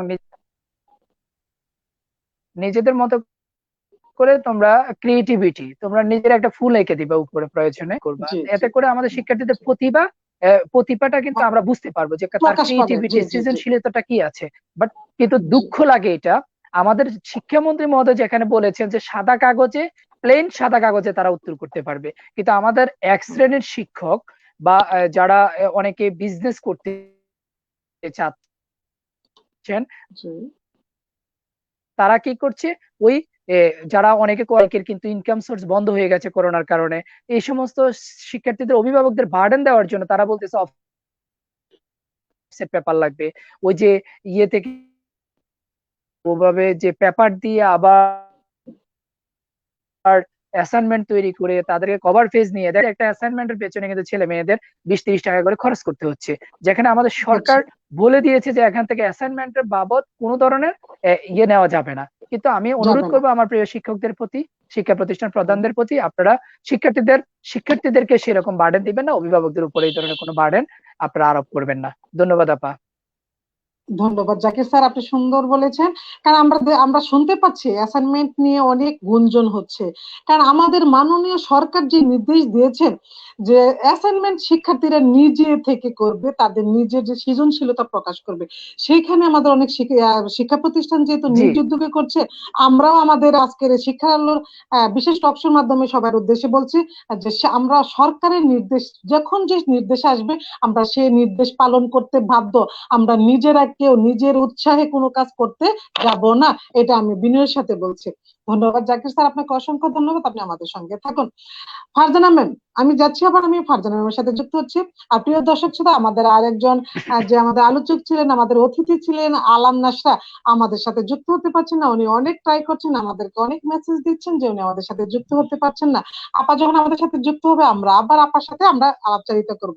এই পর্যায়ে ফারজানা আপা, ফারজানা আপা, আপনাকে আমি আবারও আর কি প্রশ্ন করতে চাচ্ছি যে এই যে আপনি কোভিড-19 এর করোনা শিক্ষা যোদ্ধা, এই যে করোনা শিক্ষা যোদ্ধা যে আপনি এখন শুনেন, বা আমি দেখেছি একটি অনলাইন পেজ, প্রাথমিক শিক্ষা পরিবারের অনলাইন ক্লাস, যেখানে আপনি নিয়মিত ক্লাস নেন। প্রাথমিক শিক্ষা পরিবারের ওই পেজ থেকে আপনাকে একটা সম্মাননা সার্টিফিকেট দিয়েছে। আপনি শিক্ষা যোদ্ধা হিসাবে, করোনা শিক্ষা যোদ্ধা হিসাবে যে আপনি একটা সম্মাননা পেয়েছেন, আপনার সার্টিফিকেটটা পাওয়ার পর আপনার অনুভূতিটা আমাদের দর্শকদের উদ্দেশ্যে একটু প্রকাশ করুন। অনেক ধন্যবাদ আপনাকে, আমাকে একদম হৃদয় ছোঁয়া একটি প্রশ্ন করার জন্য। আমি আসলে আজকে অনলাইন ক্লাস তো সেই অনেক আগ থেকে করে আসছি। আজকে যখন আমি দেখেছি যে আমাকে এখানে একটি সার্টিফিকেট দেয়া হয়েছে প্রাথমিক শিক্ষা পরিবারের অনলাইন ক্লাস পেজের পক্ষ থেকে, আসলে আমার মনে হয় যে আজকের দিনে বা করোনাকালীন সময়ে আমার কাছে যদি আনন্দের কোনো বিষয় থেকে থাকে, তাহলে আজকে আমি সর্বোচ্চ আনন্দটুকু আমি পেয়েছি এবং আমার ভালো লাগা কাজ করেছে। যে আসলে ওই যে কাজের স্বীকৃতি কিন্তু মাঝে মাঝে আরো কাজ করার আগ্রহ বাড়িয়ে দেয়। সেজন্য আমি ধন্যবাদ জানাচ্ছি আজকে আপনার মাধ্যমে বা আমাদের এই লাইভ অনুষ্ঠানের মাধ্যমে প্রাথমিক শিক্ষা পরিবারের অনলাইন ক্লাস পেজের এডমিন জায়েদা আপা এবং আমাদের শ্রদ্ধেয় কর্মকর্তা যারা আছেন সবাইকে। আমার অনেক ভালো লেগেছে যে আসলে সকল আনন্দ কিন্তু টাকা দিয়ে, ধন সম্পদ দিয়ে কেনা যায় না। আর আমি এমনিতেই অল্প দিয়ে কেন জানি সামান্যটুকু পেয়ে আমি অনেক খুশি হয়ে যাই। তো মানে আমার দিক থেকে অনেক বিরাট একটি প্রাপ্তি ছিল আজকের দিনে আমার কাছে, আজকের এই সম্মাননাটুকু। আমি ধন্যবাদ, আবারও ধন্যবাদ। জানাচ্ছি হ্যাঁ, আপনাকে। ধন্যবাদ ফারজানা আপা। আমি যেহেতু আপনাকে বলেছি যে আপনি একটা সম্মাননা পেয়েছেন, হ্যাঁ, আমরা প্রিয় দর্শক শ্রোতা, আমরা যারা কাজ করি, যারা নিজেরা কিন্তু একটা সম্মাননার জন্য বা একটা স্বীকৃতির জন্য কাজ করেন না, যারা যে সকল শিক্ষক মন্ডলী আছেন ওনারা নিজ উদ্যোগে তারা বিপদকে বিপদ মনে না করে তারা বিপদকে জয় করতে জানে, সেই মন মানসিকতা আমাদের যে সকল শিক্ষা যোদ্ধাদের আছে, তারা কিন্তু সম্মাননার জন্য মাঠে নামেনি। তারা তাদের নিজেদের কাজকর্ম, বা তারা মনে করছে যে আমি আমার জায়গা থেকে আমার শিক্ষার্থীদের জন্য আমি কি করতে পারি, আমি তো বেতন পাচ্ছি, আমার জাতির জন্য আমি কি করতে পারছি, তারা কিন্তু সেই লক্ষ্যে কাজ করছে। তারপরও প্রিয় দর্শক শ্রোতা, ক্লান্তির শেষে যে একটি শান্তির ছোঁয়া, ক্লান্তির শেষে যে একটা শান্তির ছোঁয়া আমরা পেয়ে থাকি, কার না ভালো লাগে, আমাদের সবারই ভালো লাগে। এই যে ফারজানা ম্যাম বলেছে উনি আজকে একটা সম্মাননা পেয়েছেন, সম্মাননার সার্টিফিকেট পেয়ে কিন্তু ওনার অনেক ভালো লেগেছে। এখন ওনার মনের যে, আমরা দেখতে পাচ্ছি ওনার যে মনের যে মানে আবেগ, যে ওনার কাজ করার আগ্রহটা আরো বেড়ে যাচ্ছে। ফারজানা ম্যাম, আপনার সাথে আমি আরেকটি প্রশ্ন তাহলে যুক্ত করতে যাচ্ছি। আপনার মতো আপনার সহকর্মী যারা আছেন, যারা এখনো প্ল্যাটফর্ম জগতে আমাদের সাথে যুক্ত না, আপনাদের সাথে যুক্ত না, আপনার ওই সহকর্মীদের উদ্দেশ্যে আপনি কি বলতে চাচ্ছেন একটু বলুন, ফারজানা আপা। আসলে আমাদের সহকর্মী যারা আছেন ওনাদেরকে হয়তো আমি আমার মতামতটুকু জানাতে পারি, ওনাদেরকে পরামর্শ দেয়াটা, আমি পরামর্শ দিব না, আমি আমার মতামতটুকুই বলবো যে আসলে যারা এখনো অনলাইন ক্লাস করতে আগ্রহী হয়ে ওঠেননি বা অনলাইন ক্লাস করেননি, আমি আমার শ্রদ্ধেয় সকল সহকর্মীদেরকে বলবো যে আসুন আমরা সবাই মিলে একসাথে অনলাইনে ক্লাস করি। কারণ দেখা গিয়েছে যে আমাদের অনেক দক্ষ শিক্ষক কিন্তু এখনো অনলাইনের বাইরে রয়ে গিয়েছেন। ওনাদের থেকে আমাদের ছাত্রছাত্রীদের যেমন শিখার আছে, আমাদেরও কিন্তু অনেক কিছু শিখার আছে। অনলাইন ক্লাসগুলো যে শুধুমাত্র ছাত্রছাত্রীরা দেখে তা নয়, আমরা শিক্ষকরাও কিন্তু দেখি। দেখি। আর আমরা সহকর্মীরা কিন্তু একজন থেকে আরেকজন শিখতেই পারি। মানুষের শিক্ষার তো আর কোনো শেষ নেই, যে আমি একজনই যে সব জানি বা আরেকজন উনি একজনই সব জানেন, ব্যাপারটা কিন্তু এমন নয়। তো এমনও শিক্ষক কিন্তু রয়ে গেছেন, এমনকি আমার জানা মতেও ওনাদের থেকে আমাদের ছাত্রছাত্রীদের অনেক কিছু জানার এবং শিখার রয়ে গিয়েছে। তো আমি বিনীতভাবে অনুরোধ করব যে ওনাদের সুন্দর সুন্দর ক্লাসগুলো নিয়ে আমাদের মাঝে অবিলম্বে আসার জন্য। ধন্যবাদ আপনাকে। ধন্যবাদ ফারজানা ম্যাম, আপনাকে অসংখ্য ধন্যবাদ। আমরাও আপনাকে আমাদের শিক্ষা আলো বিশেষ টক শো অনুষ্ঠানে আপনার যে আজকে মন, আপনি বলেছেন আজ আপনি সম্মাননা পেয়ে আপনার মনটা আজকে অনেক ভালো লাগছে, তাই আমরাও আমাদের শিক্ষা আলো বিশেষ টক শো অনুষ্ঠানের পক্ষ থেকে আপনাকে হয়তো আমরা সম্মাননা দিতে পারছি না, কিন্তু আপনাকে আমি আমাদের এই পেজ থেকে অন্তরের অন্তঃস্থল থেকে স্বাগতম জানাচ্ছি আর স্যালুট জানাচ্ছি শিক্ষা যোদ্ধা হিসাবে। আপনি আমাদের সঙ্গে থাকুন, আমি পরবর্তী আবার আপনার সাথে যুক্ত হবো। আমি পর্যায়ে যাচ্ছি আমাদের জনাব জাকির স্যারের কাছে। জাকির স্যার, জাকির স্যার শুনতে পাচ্ছেন? জি আপা। স্যার, জি শুনতে আমরা পাচ্ছি। তো স্যার এই যে ধরেন অ্যাসাইনমেন্ট নিয়ে আমরা জেনেছি, আপনি বলেছেন আপনার প্রতিষ্ঠানে চমৎকার ভাবে কোনো নির্দেশ মানে ধরা বাঁধা কোনো নিয়ম নেই, যাকে এই জন্য আমি আপনাকে অসংখ্য ধন্যবাদ জানাচ্ছি। স্যার, আমার এখন প্রশ্ন হলো যে আপনার আপনার প্রতিষ্ঠানে আমি বলবো, যেহেতু আলিম মাদ্রাসা, আপনার প্রতিষ্ঠানের শিক্ষার্থী ও আর অভিভাবকদের সাথে আপনাদের যোগাযোগ কতটুকু, এবং অনলাইন ক্লাস সম্পর্কে সামাজিক সচেতনতা আপনারা কতটুকু গড়ে তুলেছেন? জাকির স্যার।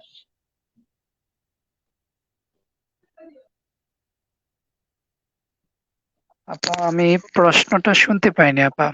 স্যার, আমি বলেছি যেহেতু আপনারা একটি আলিম মাদ্রাসা, হ্যাঁ, মাদ্রাসাতে আপনারা আপনি যে একজন প্রভাষক হিসাবে আছেন, জি ওইখানে যেহেতু ইসলামিক মাইন্ডের ইয়াটাই বেশি, ওইখানে আপনাদের শিক্ষার্থী আর অভিভাবকদের সাথে আপনাদের যোগাযোগ এবং অনলাইনের ক্লাস সম্পর্কে কতটুকু সামাজিক সচেতনতা গড়ে তুলেছে?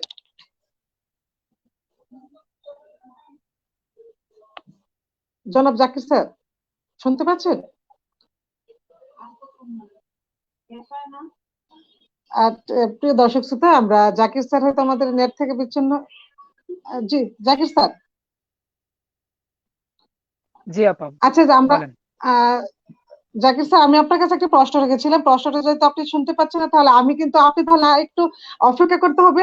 আমাদের মাঝে আমাদের নাসরা আলম আছেন, আপা আমাদের থেকে অনেকক্ষণ ধরে আমাদের নেট থেকে সংযুক্তর বাইরে আমাদের প্রোগ্রামে আমাদের সাথে অনেক চেষ্টা করছেন, হ্যাঁ অনেক চেষ্টা করছেন, যাক শেষ পর্যন্ত আমাদের সাথে যুক্ত হয়েছেন, তাই ম্যাডামকে আমি আবারও স্বাগতম জানাচ্ছি। যেহেতু ম্যাডাম আমাদের সাথে আছেনই, আমি ম্যাডামের কাছে আবার প্রশ্ন নিয়ে যাচ্ছি। নাসরা আপা, আমি আপনার জি আপা, আজকে মানে নেট এত সমস্যা করেছে, আমি অনেকক্ষণ চেষ্টা করছিলাম, তো অবশেষে ঢুকতে পারলাম। যাক, যেহেতু আপনাকে আমরা পেয়েছি, আবার হারানোর ভয়ে অনেক কষ্ট করছি। নাসরা আপা, আপনার সংসদ টিভিতে যে ক্লাস নিচ্ছে, সেই অভিজ্ঞতা আমাদের সাথে একটু বলুন। জি আপা, অসংখ্য ধন্যবাদ। প্রথমে আমি আসলে এখানে যারা পর্দার পেছনে আছেন, সামনে আছেন, যারা কাজ করছেন, সবার জন্য আমার শুভকামনা, এবং এমন একটি প্ল্যাটফর্ম আমাদের জন্য তৈরি করে দিয়েছেন যেখানে আমরা আমাদের দুঃখ, হাসি, কান্না সবার সাথে ভাগ করে নিতে পারছি। তো এই জন্য আমি সবার কাছে কৃতজ্ঞ। আর অনেকক্ষণ যাবত চেষ্টা করছিলাম, আমার এখানে আজ নেটওয়ার্কের এত সমস্যা ছিল, তো জয়েন করতে পারছিলাম না, তো আল্লাহ অবশেষে রহমত করলেন, জয়েন করতে পারলাম। তো আপা, আপনি আমার কাছ থেকে জানতে চাচ্ছিলেন সংসদ টিভির ক্লাস করার বিষয়টা। তো এর আগে আমি একটু পেছনের গল্প একটু বলি। আমি 2019 সাল থেকে আমি ইউটিউবে কাজ করছি। তো 19 সাল থেকে তখন ইউটিউবে কাজ করাটা শুরু করেছিলাম হচ্ছে, আমার একজন কাজিন আছে, কাজিন বলবো না, আপন ভাই এই বলা যায়। তো আমার এক ভাই আছে, হাবিবুর রহমান হাবিব। তো ও একদিন আমাকে এসে বলছে কি যে, আপু চলেন একটু ডিফারেন্ট কিছু করি, আপনি এই এত কিছু জানেন, এগুলা নিয়ে চুপচাপ বসে আছেন, এটা তো আসলে ঠিক না, আহ এটা একটু জানানো দরকার। তো তখন আমরা জুনে 2019-এর জুনে প্রথম ই বিদ্যালয় নামে আমরা একটা ফেসবুক পেজ এবং সেই সাথে ইউটিউব চ্যানেল আমরা খুলি। তো সেখানে ও ম্যাথের বিষয়গুলো নিয়ে আসতো এবং আমাদের সাথে কিছু গেস্ট টিচারও ছিলেন। তো বেসিক্যালি ওখানে আমি আর ওই কাজ করতাম। আর আমি একটু চিন্তা করলাম যে ডিফারেন্ট কিছু কি করা যায়। কারণ হচ্ছে যে তখন আমি দেখলাম যে আমি যখন সাবজেক্ট বেসড ইংলিশ ক্লাসগুলো করাতে যাই, তখন আমাদের টিচারদের কিছু বিষয় থাকে যেমন ওনারা জানেন না বিষয়গুলো। যেমন আমাদের যে সাউন্ড আছে, সাউন্ড গুলো যখন আমি প্রথম ওনাদের সামনে প্রেজেন্ট করি, তখন ওনারা বেশ ঘাবড়ে যান যে কি ব্যাপার, ইংলিশে অ্যালফাবেট 26টা কিন্তু আবার ম্যাডাম আবার 44টা সাউন্ড কোথা থেকে নিয়ে আসলেন। তো এই বিষয়গুলো যখন আমি মানে বারবার দেখতে থাকলাম, তখন আমার মনে হলো যে না, এটা একটু জানানো দরকার সবাইকে। আর যেহেতু ইউটিউবে এরকম প্রচুর ভিডিও আছে কিন্তু সবগুলা হচ্ছে ইংলিশে, তো দেখা যায় যে যে কারণে কেউ ওই ভিডিওগুলোতে না এতটা মনোযোগ দিয়ে দেখেন না বা ওটার দিকে এতটা আকৃষ্টও হন না। তো তখন আমার মনে হলো যে এই বিষয়গুলোকে যদি আমি বাংলায় আমার মতো করে একটু প্রেজেন্ট করি, যদি 5 জনেরও উপকার হয়, দেন আমার কাজটা সার্থক হবে। তো সেই হিসাব থেকে আমি প্রথম দিন মনে আছে, আমার বেবি তখন গত বছরের কথা, তো আমার বেবির তখন প্রায় 2 বছর 5 মাস বা 6 মাস। তো ওই সবকিছু করে টোরে রাতে 9:30টায় গেলাম আমার ভাইয়ের স্টুডিওতে, গিয়ে বললাম যে ভাইয়া চলো আজকে একটা ছোটখাটো একটা কিছু দেই, দেখি লোকজন কেমন রেসপন্স করে। তো তখন ওর ওর সাথে আমি প্রথম কাজটি করলাম।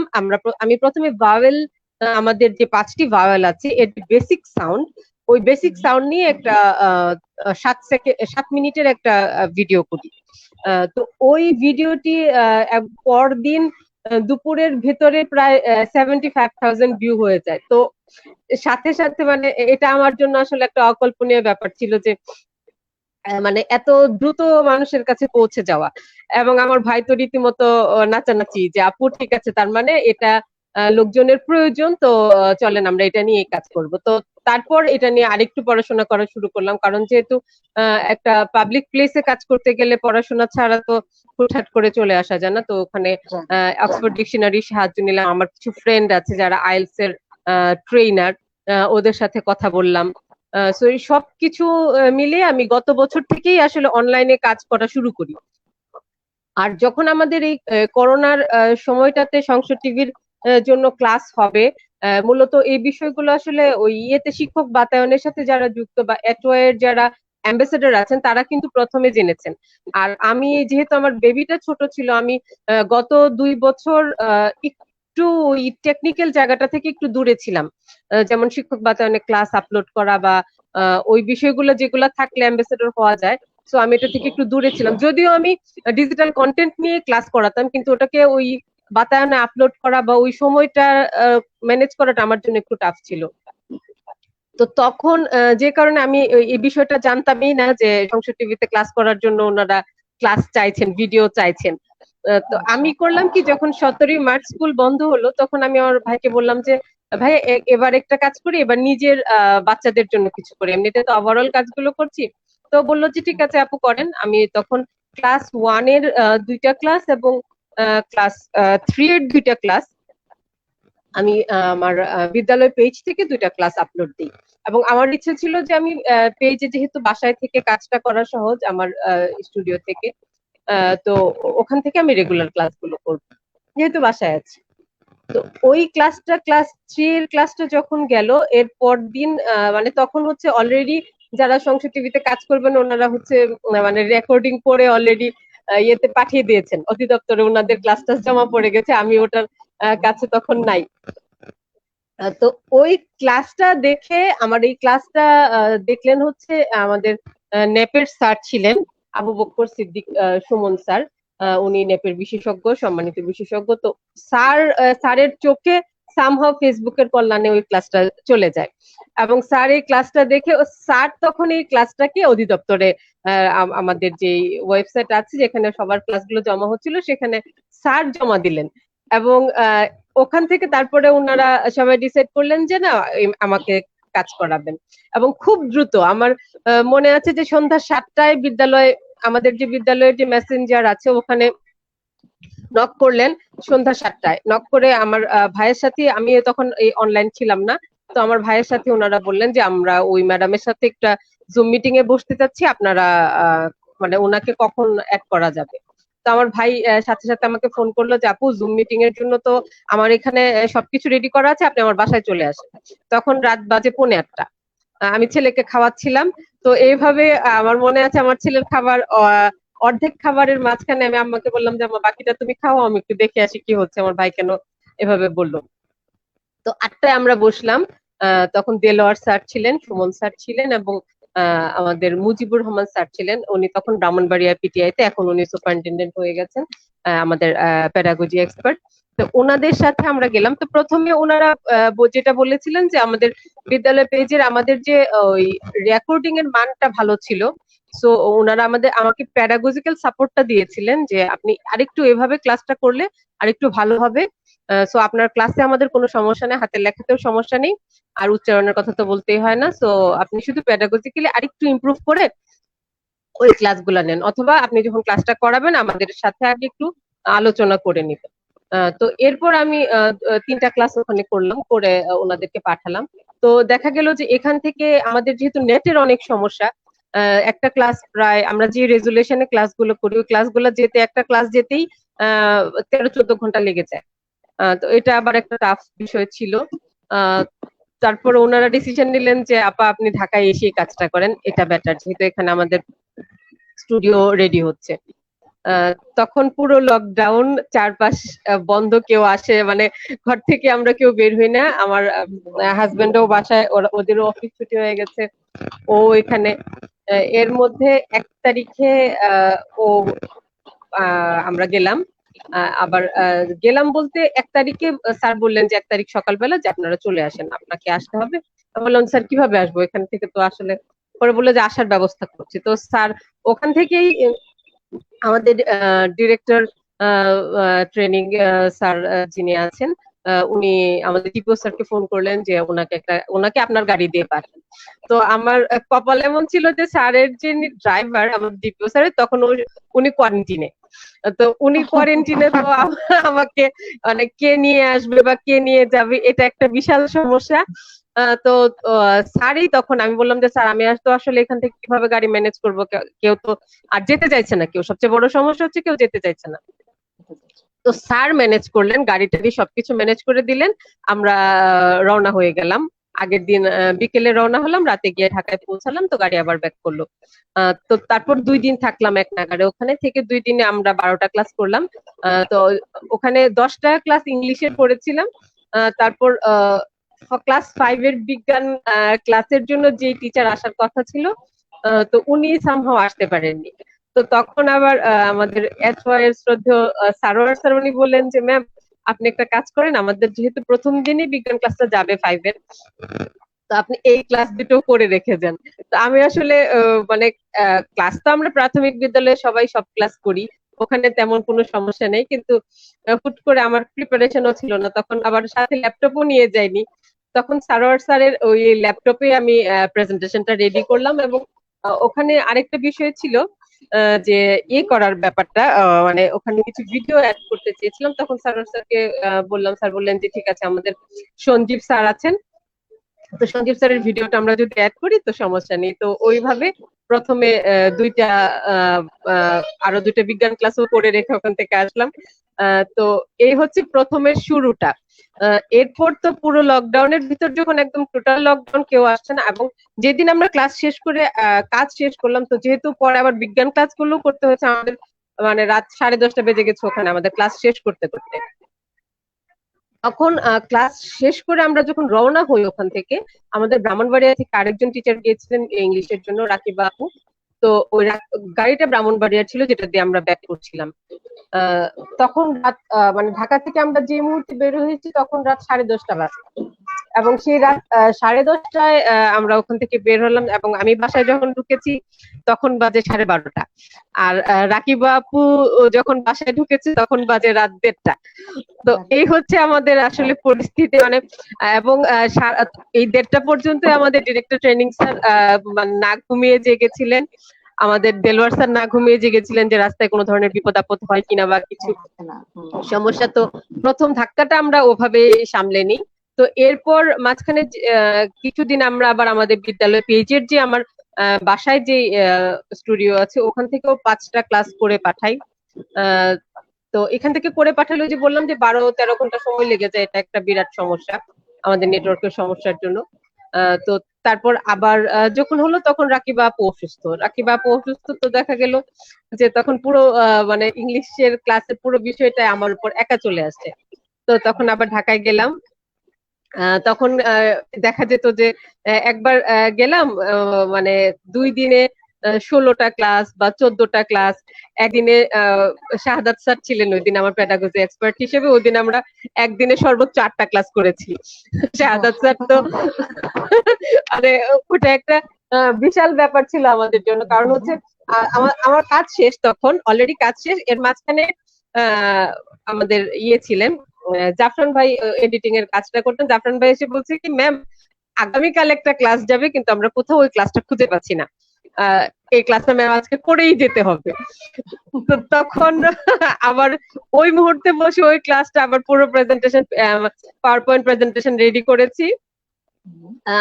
তখন মানে শেষ ওই ক্লাসটা করে রেখে আমরা বের হয়েছি, তখন আবার রাত 8টা 8:30 বেজে গেছে। তো ওই দিন আর আসিনি। তো এভাবেই মানে প্রতিবার যখন ঢাকায় যেতাম, আর একটা বিষয় ছিল কি, যখন প্রথমবার ঢাকায় গেছি তখন আমাদের একজন ম্যাম ছিলেন, উনি করোনা আক্রান্ত হয়েছেন এবং ওনার ফুল ফ্যামিলি আক্রান্ত হয়েছিলেন। ওনাদের মোস্ট প্রবাবলি ওনার আব্বা আম্মা করোনাতে মারাও গিয়েছেন। প্রতিবার যেতাম এবং শুনতাম যে আমাদের গ্রুপের কারো না কেউ করোনা পজিটিভ। হ্যাঁ, আসতাম, আবার দেখা যেত হয়তো ভিডিও প্যানেলে যারা কাজ করছেন ওনাদের কেউ করোনা পজিটিভ, এবং ওনাদের সাথে দেখা যেত যে ওনাদের সাথেই আছি কিন্তু জি নাজরাপ, আপনাকে অসংখ্য ধন্যবাদ জানাচ্ছি, কারণ আপনার মনে যে লুকানো কথাগুলো আজ আপনি আমাদের মধ্যে শেয়ার করতে পেরেছেন, আপনাকে অসংখ্য ধন্যবাদ জানাচ্ছি। আপনাকে আমি আরেকটি প্রশ্ন করতে চাচ্ছি যে এই যে আমাদের ইন্টারনেটের কারণে আপনারা ক্লাস করছেন, এখন আমরা তো জানি যে সবাই তো ব্যবসার সাথে অনেকে বলে দেখে। আপনার কাছে আমার প্রশ্ন, আমাদের শিক্ষার্থীরা এই অনলাইন পাঠদানে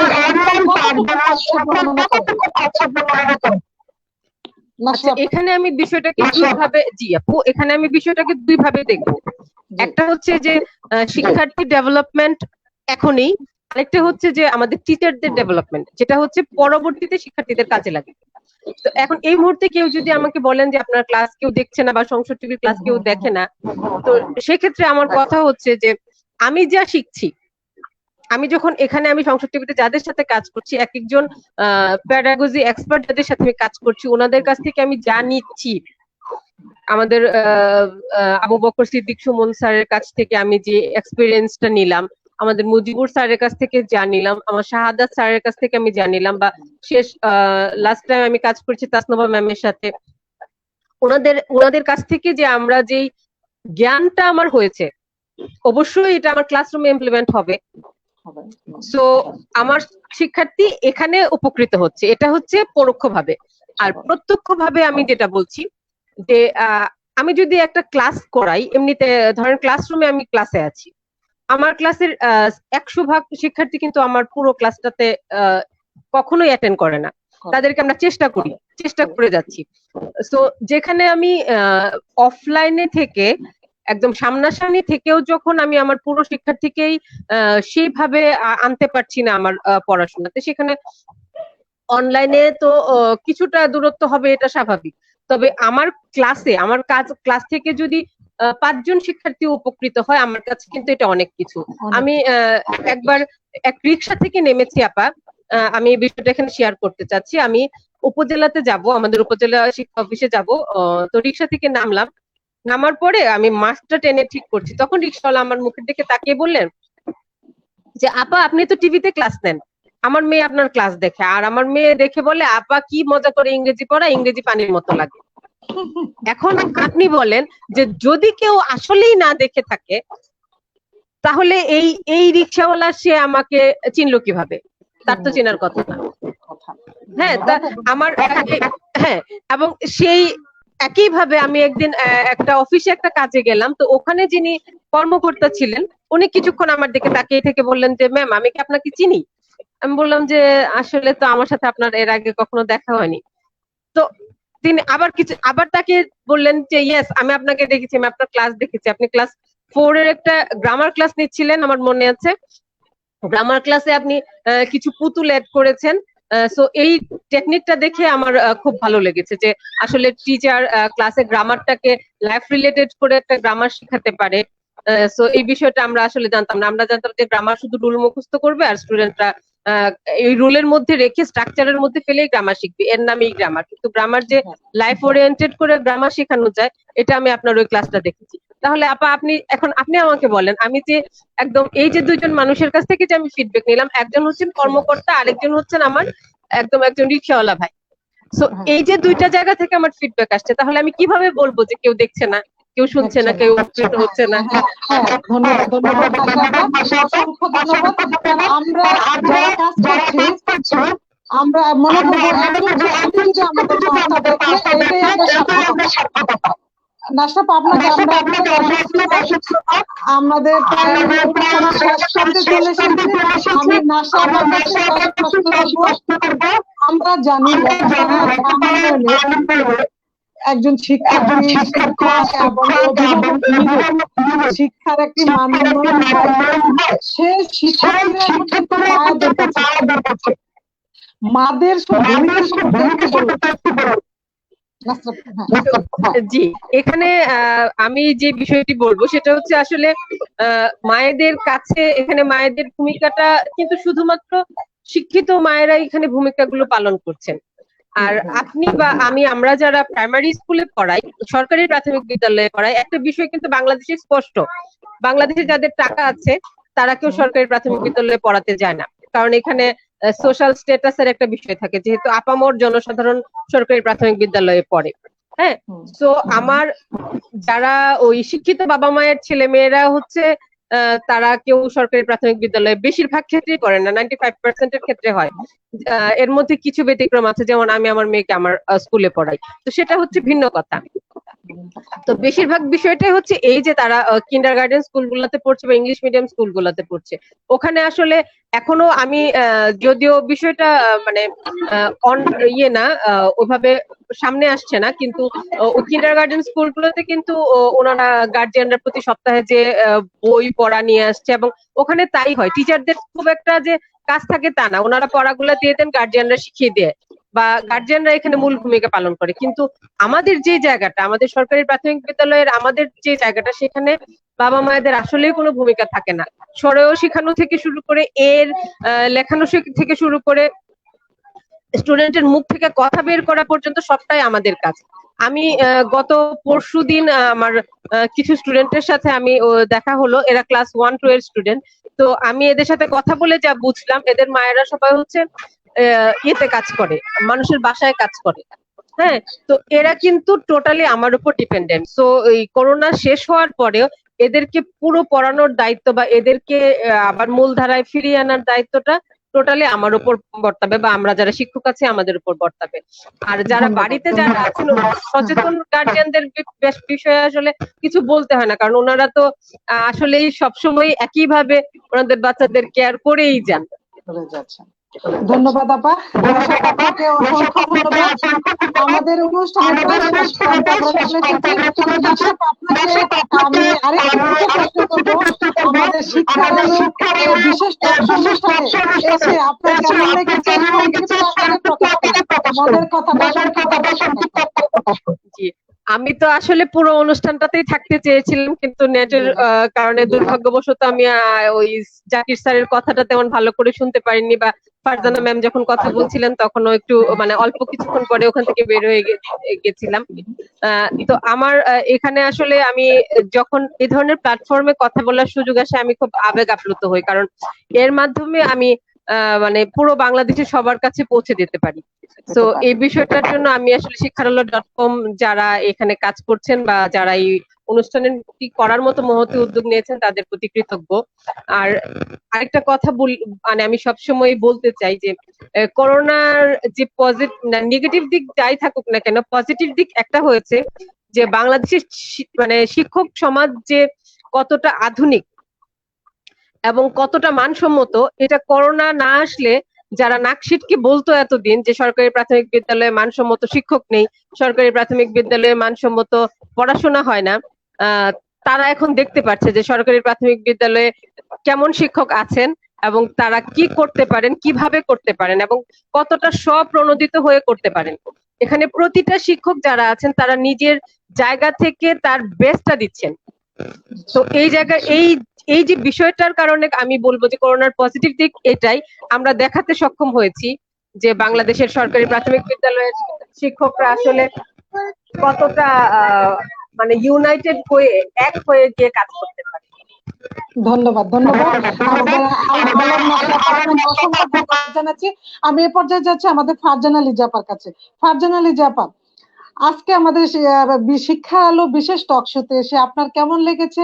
আপনার মনের সংক্ষিপ্ত কথা আমাদের দর্শক শ্রোতার উদ্দেশ্যে প্রকাশ করুন। ফারজানা আপা। অনেক ধন্যবাদ আপনাকে এবং আমাদের শিক্ষার আলো .com এর পরিচালক যিনি আছেন ওনাকে বা সংশ্লিষ্ট যারা আছেন সবাইকে ধন্যবাদ, যারা আমাদের সাথে যুক্ত ছিলেন এবং আমাদের অনুষ্ঠান দেখেছেন। আমার অনেক ভালো লেগেছে আজকে এখানে এসে যুক্ত হতে পেরে। আসলে আমরা তো এমনিতে গৃহবন্দীর মতোই ছিলাম কয়েক মাস, ঘরে থেকে সবগুলো কাজ করেছি, অনলাইন ক্লাস বা বিদ্যালয় স্টুডেন্টের সাথে যোগাযোগ রাখা, সব কাজই আমরা ঘরে বসে করেছি। কারো সাথে যে আসলে মনের কথাগুলো বলবো বা কোন কাজ করতে আমাদের কি সমস্যা হয়েছে সে ধরনের কোনো সুযোগও ছিল না। তো আজকে এখানে এসে আমরা নিজের মনের কথাগুলো বলতে পেরেছি। পাশাপাশি আমার সাথে আরো গুণী দুজন ছিলেন, আমাদের শ্রদ্ধেয় আলম নাসরা ম্যাম, ওনার অনেক সুন্দর কথাগুলো এতক্ষণ শুনেছি, অনেক ভালো লেগেছে। আমাদের জাকির স্যার ছিলেন, ওনার কথাগুলো শুনেছি। আর আমাদের কুমিল্লার অহংকার, আমাদের সঞ্চালক যিনি আছেন শিক্ষক সমাজের, আমি মনে করি সারা বাংলাদেশের অহংকার এখন লিপি আপা, ওনার সুন্দর সঞ্চালনা দেখেছি এবং ওনার সাথে যুক্ত থাকতে পেরেছি। আমার মনের সকল কথা এখানে বলতে পেরেছি, আমার অনেক ভালো লেগেছে। ধন্যবাদ সবাইকে। ধন্যবাদ ফারজানা ম্যাম, আপনাকে অসংখ্য ধন্যবাদ। আপনাদের সঙ্গে থাকুন। এই পর্যায়ে যাচ্ছি আমি আমাদের আজকে জাকির স্যারের কাছে। জাকির স্যার, আজকে আমাদের শিক্ষা আলো .com আমাদের বিশেষ টক শোতে এসে আপনার কেমন লেগেছে? আর আপনার কমলমতি শিক্ষার্থীদের উদ্দেশ্যে আপনার সংক্ষিপ্ত মনের কথা প্রকাশ করুন। জাকির স্যার। ধন্যবাদ লিপি আপা আবার আমাকে সুযোগ দেওয়ার জন্য। আমি ধন্যবাদ জানাচ্ছি আমার সম্মানিত দর্শক শ্রোতা যারা আমাদেরকে শুনেছেন, এবং কৃতজ্ঞতা এবং ধন্যবাদ জানাচ্ছি শিক্ষার আলো .com এর নির্বাহী সম্পাদক মারুফ সোহেল ভাইয়ের প্রতি এবং উপস্থাপক, চমৎকার উপস্থাপক আপনি লিপি আপার প্রতি, এবং আজকে যারা প্যানেল আলোচক হিসেবে ছিলেন আলম নাসরা আপার প্রতি, ফারজানা লিজা আপনার প্রতি। এবং আমার আসলে আরেকটি কথা আমি বলতে ভুলে গিয়েছিলাম।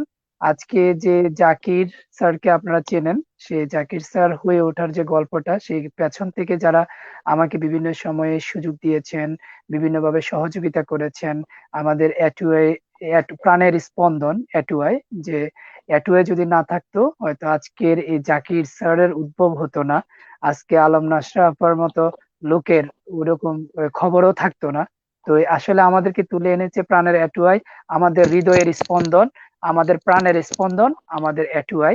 এবং আমাদের প্রিয় কুমিল্লা জেলার প্রিয় শিক্ষা অফিসার জনাব আব্দুল মজিদ মহোদয়ের প্রতি, এবং আমার উপজেলা মাধ্যমিক শিক্ষা কর্মকর্তা জনাব সৈয়দ মোহাম্মদ তৈয়ব হোসেন স্যারের প্রতি, কুমিল্লা জেলা অ্যাম্বাসেডর হিসেবে যারা নিযুক্ত আছেন তাদের প্রতি, এবং আমাদের যে হোমনার আমিনুল ইসলাম স্যারের প্রতি, এবং কুমিল্লা মিজানুর রহমান স্যার, এবং আমার হাসানকে শ্রদ্ধেয় গুরু হাসান কেমরিয়ান স্যার, এবং কুমিল্লা টিটিসির শামসুদ্দিন তালুকদার স্যার, আক্তার হোসেন কুতুবী স্যার, চট্টগ্রামের মান্নান সুমন স্যার সহ এই জন্য অসংখ্য মানুষ যারা বিভিন্ন সময়ে বিভিন্ন ভাবে অনেক সময় আপসেট হয়ে যেতাম কাজ করতে গিয়ে।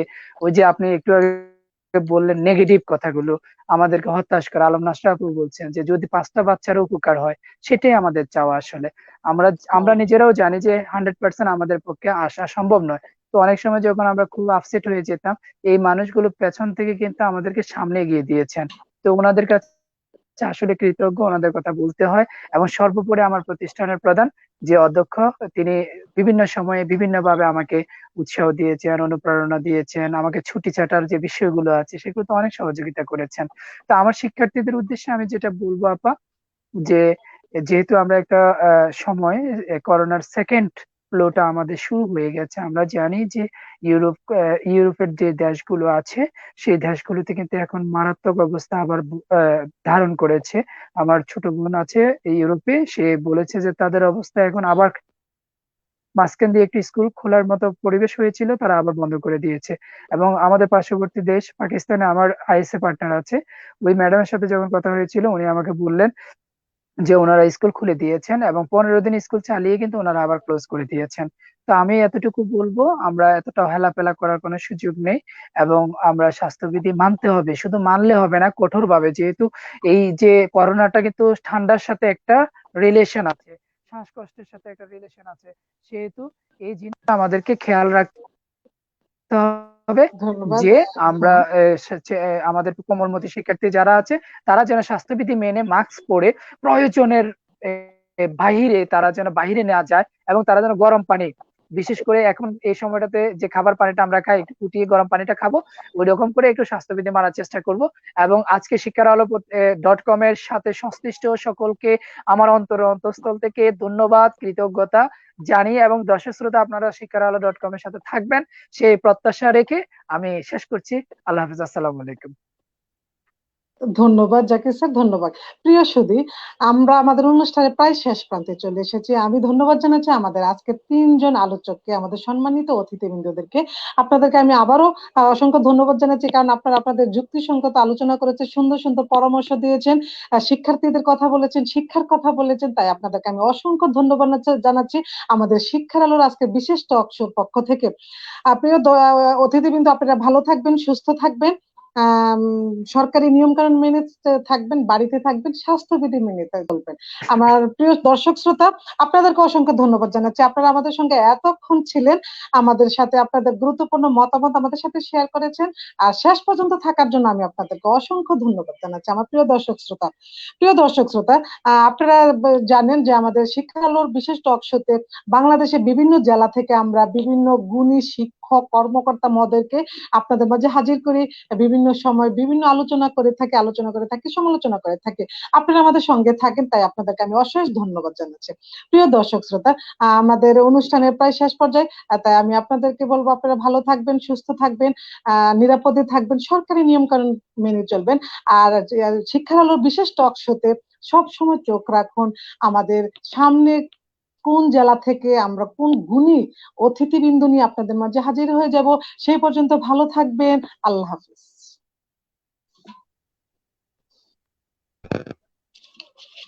আল্লাহ হাফেজ।